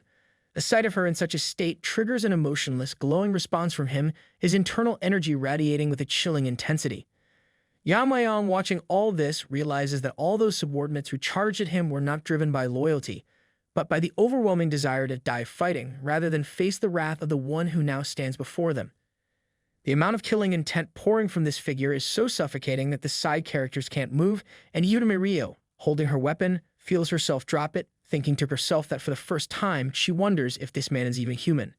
Sensing the crushing power of Yu Giljin's energy, Yeon-myeong finally feels the weight of the situation. He becomes serious for the first time, realizing that the little girl might not survive and Yu Giljin may go berserk. To keep things in check, Yeon-myeong prepares himself to face Yu Giljin with the full force of his power. However, unexpectedly, Yu Giljin moves past Yeon-myeong not out of fear, but because he is focused on his daughter, who is barely holding on to life. Yeon-myeong, momentarily puzzled, wonders if Yu Giljin is ignoring him, but he quickly realizes that his focus is entirely on his daughter. Lady Yu, now frantic with rage, begins barking again, demanding that Yu Giljin avenge the death of Sang Myeong and his daughter. She accuses Yeon-myeong of killing Sang Myeong and harming his daughter, pleading with Yu Giljin to hear the cries of vengeance and kill Yeon-myeong on the spot. However, Yu Giljin, stoically covering his daughter with his coat, turns and begins walking away, ignoring Lady Yu's frantic demands. She continues barking, asking him why he is leaving the scene, demanding that he fight. He responds coldly, telling her that everything is meaningless. Lady Yu, undeterred, continues her cries for vengeance, but Yu Giljin remains silent, not even acknowledging her. Yeon-myeong, having heard enough, finally snaps. He walks over and shoves Lady Yu into the ground, warning her to shut up. He tells her that even his patience has limits, and that if she continues her incessant barking, he will rip her tongue out. The situation, which had already escalated, has now become personal for Yeon-myeong. Yeon-myeong had originally planned to use this encounter to divert attention from the joint sect, which was busy dealing with the demonic cult. His goal was to make a scene, draw attention to himself, and shift the focus away from the ongoing battle. But with the death of Yu Giljin's daughter now imminent, the plan has shifted entirely. This situation has moved far beyond a simple tactical move and has instead become a personal vendetta. Now it's no longer just about strategy, it's about revenge. Mirio, sensing the tension, asks Yeon-myeong if he plans to chase after the Lord. Yeon-myeong responds that he has no choice. If he doesn't pursue the Lord, the Tang family could be in danger, and he must see this through. Mirio, concerned, warns him that the Lord is incredibly strong enough to have even overwhelmed the heavenly pervert. Yeon-myeong, however, tells her that he isn't going after him to fight. If the Lord has any reason left, he won't kill someone who came to talk. Mirio presses further, asking what will happen if they end up fighting. Yeon-myeong clenches his fist, his face hardening. He replies that he will risk his life if it threatens the main family. It's a dangerous admission, especially considering Yeon-myeong is so far weaker than he was in his previous life, not even at 1% of his former strength. Meanwhile, in the main hall of the Alliance, the doctor reports to the Lord, informing him that they did everything they could to save his daughter. Unfortunately, the flames had penetrated too deeply into her body, making it impossible to remove them, especially given her frail constitution. The Lord goes blank for a moment, processing the devastating news. As his thoughts drift, a flashback hits him. Memories of Sang-myeong and his daughter, his mind racing through years of hardship and loss. In a flashback, a young Yu Giljan stands by the side of the previous leader of the Alliance, who is taking his last breath. In those final moments, the leader asks Yu Giljan to take care of Yeonhui as if she were his own daughter. That moment changes something inside Yu Giljan. He channels his grief and loss into strength, believing that if he became invincible, no one close to him would ever suffer such a fate again. He led his brothers into the fire realm, gaining the loyalty of power-hungry martial artists and building an incredibly powerful force. But now, as he faces this situation, he realizes that all his strength and influence are pointless when things like this, things beyond his control, can still happen. He now understands in that moment what she must have felt when her straw doll was torn apart. His grief transforms into an uncontrollable fury, so intense that it feels as though he could tear the very sky apart. His hands change, his body contorting with the power of his emotions as he struggles to control the overwhelming anger surging through him. In that moment, Yu Giljan sees everything as meaningless. But despite the despair that threatens to consume him, he refuses to repeat the same mistakes that led him down this path of regret. Driven by the thought of protecting his people, he becomes consumed by madness, swearing to eradicate anything and anyone that could possibly bring harm to them. The power surges within him as he is overcome with the desire for vengeance, willing to destroy all that stands in his way. Meanwhile, Yeon-myeong is busy dragging the Lady Yo. Just then, his spirit pet, Snaky, manifests out of nowhere and poses an unexpected question. Whether Yeon-myeong knows that dragons are real. The question catches Yeon-myeong off guard. He recalls that, to his knowledge, dragons are mythical creatures, legends often used to describe prodigies who disrupt the martial world. But Snaky clarifies that he isn't referring to humans with dragon-like reputations, he's talking about actual dragons as a distinct species. Intrigued, Yeon-myeong presses Snaky for more details, wondering what he's trying to imply. Snaky explains that the leader of the Black Death Alliance is not human but what he would classify as a true dragon. Snaky's form appears more majestic than ever as he speaks, and Yeon-myeong, visibly surprised, mirrors Maria's expression of disbelief, questioning what Snaky is suggesting. Snaky continues, explaining that dragons are not born in their full form. Instead, they are created when the energies of heaven and earth converge, forming a human-like child. As these beings live and grow, they undergo a transformation, eventually becoming true dragons. Most adult dragons sleep for centuries, but when they awaken, they unleash havoc, possessing the power to destroy entire nations with a single release of energy. Skeptical, Yeon-myeong asks Snaky what proof he has that the Alliance leader is a dragon, suspecting that Snaky might be drawing conclusions from the leader's overwhelming presence alone. To him, it sounds like mere speculation, lacking concrete evidence. Snaky gets exasperated by Yeon-myeong's doubts and challenges him, asking if he's truly that delusional. Being a supernatural being, Snaky finds it absurd that Yeon-myeong, despite his encounter with a mystical entity like Snaky, denies the existence of dragons. Snaky reminds him of his own past role as a familiar for the Tang family. He questions what Yeon-myeong thinks motivated his ancestor to keep a supernatural being like him around. Snaky explains that humans cannot perceive dragons because their fundamental energy is entirely different, but as a supernatural creature, Snaky can detect a dragon's energy. This is why the ancestor made Snaky his familiar. They fought together, hunting down dragons that posed a threat to the world. Yeon-myeong is stunned by this revelation, his mind racing as he tries to imagine how his ancestor could have hunted dragons. The idea seems almost fantastical, but hearing it from a 1,000-year-old being like Snaky gives it an air of undeniable credibility. Yeon-myeong wonders just how powerful his ancestor must have been to accomplish such feats. If Yeon-myeong could wield his sword skills from his past life to perfection, he's certain he could defeat even a dragon with ease. Driven by curiosity, Yeon-myeong asks Snaky if being a dragon alone is reason enough to kill them. Snaky clarifies that not all dragons are evil. There was a rare case of a dragon known as the Azure Dragon who was good-natured. Originally, the duty of subduing evil dragons fell to the Azure Dragon, but the ancestor, unaware of this, believed all dragons to be a threat and ended up killing the Azure Dragon. This act caused lasting conflicts with the hunters who once collaborated with Azure Dragon to stop evil ones. Realizing his mistake, the ancestor eventually took it upon himself to hunt only evil dragons, seeking to atone for the killing of the Azure Dragon. Yeon-myeong begins to piece together the events, gaining a rough understanding of what transpired. Snaky, in a slightly boastful tone, tells Yeon-myeong that this all happened even before he partnered with the ancestor as a familiar. Then, adopting a serious demeanor, Snaky clarifies that this isn't the main point. As he'd explained earlier, dragons aren't born knowing they are dragons. They live among humans, often unaware of their true nature. They form attachments to people around them, influenced by human connections, which can guide them to become benevolent beings like the Azure Dragon. However, if negative emotions take root, a dragon's nature can easily turn destructive, transforming them into an evil dragon. Yeon-myeong, grasping the gravity of the situation, nervously asks if negative emotions are indeed enough to turn a dragon evil. Snaky confirms, explaining that this is precisely what they are witnessing with the leader of the Black Death Alliance. Having lost his sworn brother and daughter in a single night, he now teeters on the edge of becoming an evil dragon. Later, a voice breaks Yu-Giljin's intense focus as he sits on his throne. An attendant approaches, informing him that the young lord of the Tang family requests an audience with him.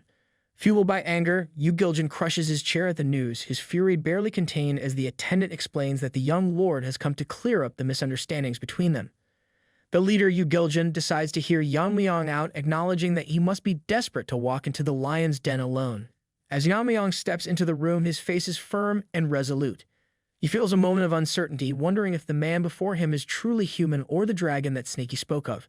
Yeon-myeong first expresses his condolences for the events that transpired at the Sichuan assembly. He explains that Lady Yu had taken the leader's daughter hostage, forcing him and Sang-myeong into a life-and-death duel. Left with no choice, Yeon-myeong ultimately had to kill Sang-myeong. Before he can finish, Yu-Giljin, with a fierce flash of energy, summons Lady Yu to him, seizing her by the neck as she coughs up blood. Yu-Giljin, looking at her with cold fury, remarks that she seems at ease despite her role in these tragic events. As she attempts to stammer out her story, he slashes her tongue, silencing her. He tells her that she should know true fear, just as his daughter must have felt when she was powerless to speak or defend herself before her death. Yu-Giljin then uses the very flame technique that Lady Yu had wielded on his daughter, igniting her in a slow, merciless burn. As she collapses to the ground, he reminds her that he is not a fool. He recognized the flame traces on his daughter's body. With an emotionless tone, he informs Lady Yu that she is the reason he lost both his brother and his daughter. Her punishment is deliberate and excruciating. The flames will not kill her instantly but will inflict double the pain his daughter endured, burning her as she had once burned Yeon-hui. Yeon-myeong, taken aback, realizes that Yu-Giljin has pieced together the truth from mere circumstances, which gives him hope that they might be able to resolve this without further bloodshed. Yu-Giljin, looking at him intently, acknowledges Yeon-myeong as the next lord of the Tang family. He explains why, despite his power, he hasn't destroyed the Tang family up until now. His daughter, he reveals, suffered from an incurable disease that prevented her from practicing martial arts. Even attempting basic training would make her cough up blood. No medicine in the world could cure her, so he believed that the Tang family's poison techniques might hold the key, hoping to counteract her illness by using poison against poison. However, now that she is gone, there is no longer any reason for the Tang Clan to exist.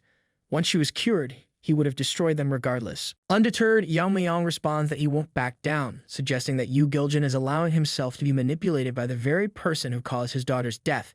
He argues that Lady Yu, who played everyone for her own purposes, is exploiting the leader's grief. But Yu-Giljin sighs, dismissing Yeon-myeong's words, and accuses him of trying to avoid his wrath by bringing Lady Yu into this. To Yu-Giljin, it's almost pathetic that Yeon-myeong thinks he could escape with just a few words. Yeon-myeong questions Yu-Giljin's intentions. Yu-Giljin's face hardens as he declares that it no longer matters who is right or wrong. The deaths of his loved ones are tied to the Tang family, and he will not let that go unpunished. From now on, it will not be an official judgment by the alliance but his own personal vendetta. He vows that everyone connected to the Tang family, including Yeon-myeong and his kin, will die to quench his insatiable rage. Realizing that there is no way to avoid a fight, Yeon-myeong draws his sword. But before he can react further, Yu Giljin reveals that every member of the alliance, including the 6 grandmasters, is already on their way to the Tang family. Once he finishes here, Yu Giljin plans to catch up to them using the Lightfoot technique, ensuring that no one in the Tang family survives. Yeon-myeong, panicked by the threat to his family, attacks in desperation. Their clash sends a shockwave through the room, creating a massive explosion. Yeon-myeong's mind races. His thoughts are consumed with worry for his family. He realizes he must get back to them quickly if he hopes to protect them. Yu Giljin blocks Yeon-myeong's sword with his bare hand, stunning him. He recounts with chill and calm how after the loss of his eldest brother, he wiped out every so-called righteous sect that had accepted his brother's death. He didn't spare anyone. Children, adults, no one was left standing, all in the name of vengeance. Yu Giljin makes it clear that if the Tang family will too face utter annihilation, with steely resolve, he warns that this time it won't stop with the Tang family. He intends to eliminate every faction in the Central Plains that could one day pose a threat, leaving nothing behind. At the Tang family manor, Yeon-myeong's mother sits quietly, sipping her tea, though her mind is restless, unable to shake thoughts of her son and how he might be faring.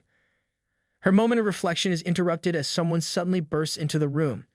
Startled, she looks up to see Woojin, breathless and gasping as if he ran with all his strength to reach her. Urgently, he informs her that the Tang family is under attack. Immediately alert, her gaze sharpens as she listens intently.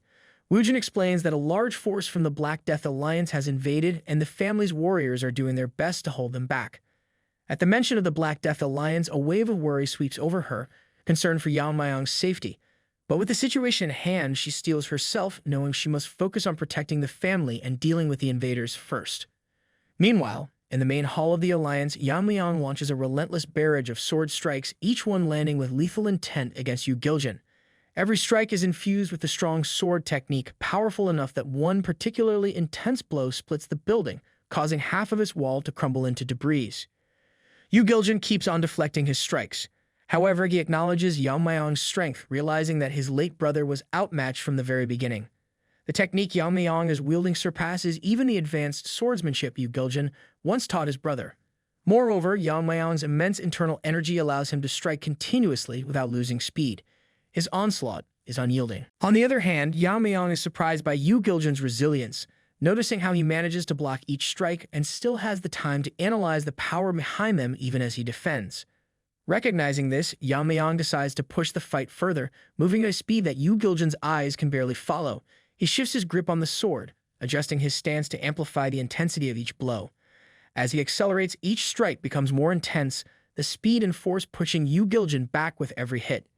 Despite Yu Giljin's skillful defense using his palm techniques, one of Yeon-myeong's strikes finally breaks through, injuring him. Yu Giljin senses that something is unusual about Yeon-myeong's technique. It's as though each movement of the sword follows a perfectly calculated path, optimized solely for killing. Yeon-myeong senses that Yu Giljin may have already analyzed his sword path, which surprises him. Yu Giljin moves in closer, commenting on how unprecedented it is for someone so young to wield such an advanced technique, suggesting that there may be more to Yeon-myeong's skill than meets the eye. As he reaches for Yeon-myeong's eyes, trying to disrupt his vision, Yeon-myeong reacts instantly, using his sword to push him back, creating some distance between them. However, Yu Giljin quickly counters, landing a powerful mid-air kick that sends Yeon-myeong flying. Using his sword as an anchor, Yeon-myeong digs it into the ground, slowing his momentum just enough to avoid injury. He swiftly gets back on his feet, but to his shock, Yu Giljin is relentless, giving him no chance to recover. Charging forward, Yu Giljin closes the gap again, forcing Yeon-myeong into a rapid exchange of blows. Their attacks collide, Yeon-myeong's sword against Yu Giljin's powerful palms, creating a massive energy wave that shatters the room, leaving the floor in ruins. Amid the chaos, they continue their assault, moving so fast that only the reflections of their strikes can be seen. Yeon-myeong presses forward, beginning to push Yu Giljin back, when he notices a smile on Yu Giljin's face. Annoyed by his opponent's amusement, Yeon-myeong channels more power into his next strike. Yu Giljin, finding a rhythm in the intense battle, mirrors the increased intensity, both fighters moving with blinding speed, their forms turning into beams of light as they clash. The manor trembles under the force of their attacks, each blow tearing through the structure, causing further destruction.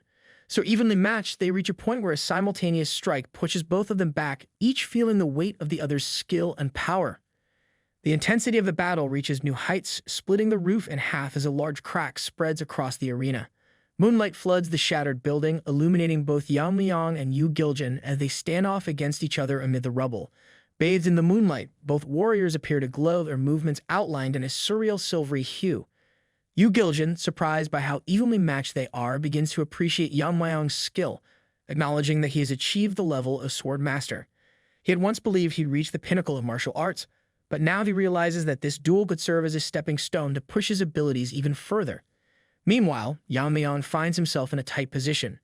Despite the relentless pressure, Yu Giljin not only counters each of his attacks, but also seems to be studying them closely, almost as if he's found something fascinating in Yeon-myeong's techniques. The longer the fight drags on, the more it seems to favor Yu Giljin, and Yeon-myeong knows he must end it quickly. He attempts to use the venomous azurate technique, but he's still unable to wield his full sword skills effectively. Despite relying on the strong sword technique, Yeon-myeong's blade is showing signs of strain. He marvels at the fact that his sword has lasted this long, but worries it may not endure to the end. Seizing an opportunity, Yu Giljin closes the distance between them and grabs Yeon-myeong by the face, accusing him of arrogance for looking away even for a moment. With a sudden strike of the Black Death Palm technique, he lands a powerful blow, seriously injuring Yeon-myeong, who coughs up blood from the impact. However, Yeon-myeong isn't defeated yet. Gritting his teeth, he manages to block the onslaught of palms by positioning his sword between the attacks, using it as a barrier before launching a counter-strike. The look in his eyes reveals the severity of the situation. He knows that unless he fights with absolute seriousness, this battle could very well be his last. Yeon-myeong's sword slices through the air, only to find that Yu Giljin has used his coat as a decoy, slipping behind it to avoid the attack. From behind the cover, Yu Giljin, with a sly expression, mentions a recent enlightening experience. He raises his finger toward Yeon-myeong, making him tense up in anticipation.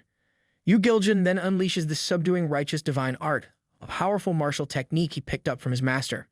For a moment, the arena stands silent, but in the next instant, an immense explosion erupts, shaking the structure to its core. Yu Giljin confidently remarks that even Yeon-myeong shouldn't be able to withstand this subduing divine art, as it is a supreme technique designed to amplify true energy to devastating levels. But as he watches, Yu Giljin's confidence wavers, the amplified energy he unleashed starts to dissipate, unraveling before his eyes. From the fading energy, two precise sword strikes slice through, creating energy rifts that engulf the remnants of his attack. The power of these strikes fills the arena, overwhelming everything in its path. Yu Giljin stares in disbelief, unable to comprehend what just happened. Above, Yeon-myeong appears in the sky, wielding his sword with renewed strength. This time, his sword technique carries such lethal precision that Yu Giljin is taken aback, the ground itself splitting from the force of the strike. Yu Giljin is left seriously injured, unable to decipher what sword technique Yeon-myeong is using, a technique he had not anticipated. Just as Yeon-myeong lands back on the ground, a glint of triumph in his eyes, he laughs to himself, realizing that on the brink of death, he has managed to unlock a portion of his original sword technique. While Yu Giljin stands stunned by what has just occurred, Yeon-myeong, resolute, informs him that his plan to use this battle as a stepping stone to new heights ends here. Today, Yu Giljin will face his end. Yeon-myeong's last strike was so powerful that it has splitted multiple mountains in half, showcasing the sheer force of his unleashed technique. Yeon-myeong then steadies himself with his sword, while reflects on his strategy, acknowledging that he devised this method on the fly, and to his relief, it has proven effective. He realizes that if he can reach a state of mastery where he can imbue objects in nature with his powerful intent, then he might also be able to manipulate the fundamental nature of his true energy. This discovery gives him hope, as the reason why he's been unable to use the true sword skill from his previous life is the immense strain it places on his body, often leading to severe complications. However, he speculates that by converting the iron essence within his energy into a poisonous form, he could partially unleash his true sword technique without risking damage to his blood vessels. His unique ability to absorb and withstand all types of poison provides him with the means to safely use this advanced technique. This new approach will be critical for future encounters, as it allows Yeon-myeong to tap into his former power without the usual risks. While he contemplates this breakthrough, Yeon-myeong continues to overwhelm Yu Giljin with his relentless strikes. Growing frustrated, Yu Giljin grits his teeth, asking Yeon-myeong if he truly believes he can die so easily. Yeon-myeong senses a shift in Yu Giljin's aura and immediately becomes more cautious. Yu Giljin then lowers himself to the ground, releasing an intense surge of energy that shatters the ground beneath him, catching Yeon-myeong off guard and causing him to lose his footing. Surprised, Yeon-myeong's expression hardens as he watches Yu Giljin, now visibly injured, who speaks in a menacing tone, declaring his defiance. His voice resonates with a chilling intensity as he challenges Yeon-myeong's audacity to stand before him and boasting about killing him. With energy radiating fiercely, Yu Giljin propels himself into the sky, dark energy seeping from his hands as he launches powerful, inky black attacks aimed at Yeon-myeong. Yeon-myeong responds with multiple sword strikes, weaving between the attacks and steadily closing the distance between himself and Yu Giljin. Just as he gets closer, Yu Giljin makes a sudden, cheap move, shattering rubble from the destroyed arena to block Yeon-myeong's vision. The debris, combined with the intense energy radiating around them, prevents Yeon-myeong from advancing further. Each time he attempts to emerge from the dust, Yu Giljin lunges forward, wielding dark energy in a sword-like technique, aiming deadly strikes at him. Yeon-myeong manages to block the first strike with his sword, but the force behind it is so immense that he has to put all his strength into holding steady. The impact sends him airborne, and he barely lands on his feet. Without giving him a moment to recover, Yu Giljin charges again, his lethal intent clear as he prepares to end the fight with a powerful finishing move. He strikes with his palm imbued with dark energy. It is aimed directly at Yeon-myeong, who realizes that if he can't counter it, his life will be forfeit. Somehow, Yeon-myeong manages to intercept the strike in the nick of time. Ignited, Yu Giljin taunts Yeon-myeong, vowing that he will die today and that the Tang family will be wiped from existence.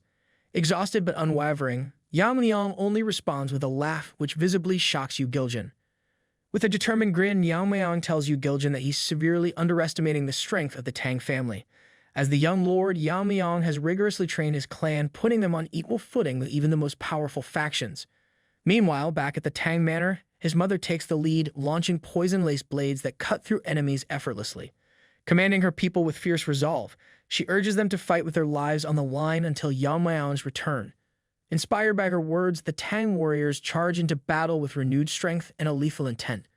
Returning to the main hall, Yeon-myeong boldly declares that it won't be the Tang family that falls today, it will be Yu Giljin. Enduring intense pain, he releases a powerful sword strike that forces Yu Giljin back, momentarily immobilizing him. Yu Giljin's eyes widen in shock as he realizes the strength Yeon-myeong has gained. Now empowered by accumulated poison energy, Yeon-myeong charges forward, his sword radiating with deadly energy as he aims for a final fatal blow. Sensing the danger, Yu Giljin goes berserk, barely managing to counter Yeon-myeong's strike with his arm.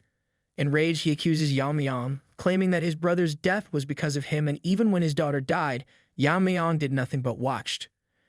Yu Giljin, fueled by his distorted sense of justice, charges at Yeon-myeong, landing a powerful palm strike.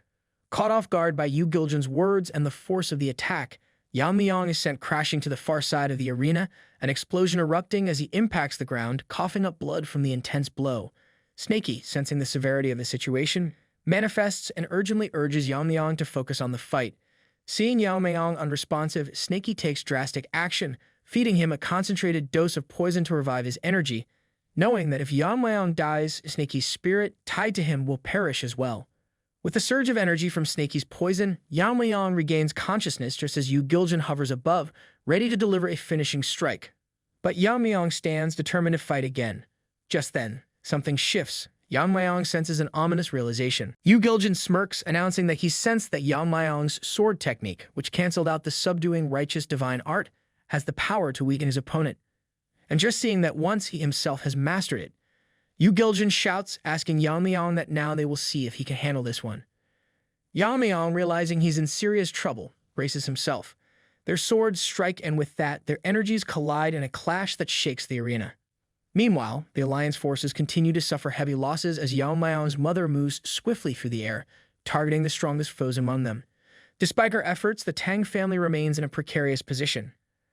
With half of their warriors deployed to support the joint sect, they are heavily outnumbered by Alliance forces, which exceed their own by more than twice. Adding to the threat is a bald man slicing through Tang family members with deadly precision. His strength is apparent, and she quickly realizes he must be one of the 6 grandmasters of the evil path, likely her equal or even stronger. Understanding the gravity of the situation, she prepares to engage directly, determined to protect her warriors from further harm. But her attention is abruptly pulled away as she, along with the bald man who pauses his movements, witness 2 radiant strikes in the sky, blazing like a star descending to earth. A ripple of fear fills her heart, recognizing that the powerful clash is coming from where Yeon-myeong is locked in combat with the Alliance leader Yu Giljin. The sheer force of the energy ripples across the sky, making her question if this is even a battle between humans. Praying for Yeon-myeong's safety, she watches anxiously. Meanwhile, back in the battle, Yeon-myeong is both shocked and furious as he recognizes Yu Giljin's latest move, the Annihilation Sword Strike. It is a technique on par with his own most powerful technique. Yeon-myeong realizes that Yu Giljin, despite not being fully human, has a body resilient enough to withstand the weakening effects of his sword strikes. Reflecting on the battle, he's struck by how Yu Giljin managed to mimic and recreate aspects of his sword technique right in the midst of combat. Now hovering in the sky and exuding overwhelming power, Yu Giljin tells Yeon-myeong that fighting strong opponents gives him an intense thrill. He boasts about deciphering Yeon-myeong's technique, but dismisses it as meaningless, claiming that there's no purpose in strength if everyone important is lost. Yu Giljin's sanity seems to slip further as he declares his intention to become something beyond human, forcing himself into a state of dragon-like power. Yeon-myeong, feeling a mix of awe and trepidation, watches as Yu Giljin, now completely consumed by madness, vows to destroy everyone and impose his own twisted rule on the world. The killing intent radiating from him like an endless dark aura, Yu Giljin soars higher, proclaiming that he will become the world's new ruler. Yeon-myeong, now determined, thinks to himself that this deluded man has spoken enough. Yu Giljin won't live long enough to see his ambitions fulfilled. With this, the chapter ends here. I hope that you liked today's video, and if you did, hit that like button as today's like goal is 1,500 likes. Comment next part down below in the comment section. Also, consider subscribing with the notification bell on to get notified as soon as a new video drops onto the channel. You can also join the channel to support me financially and watch videos before public release. I'll meet you in the next video. Until then, thanks for watching.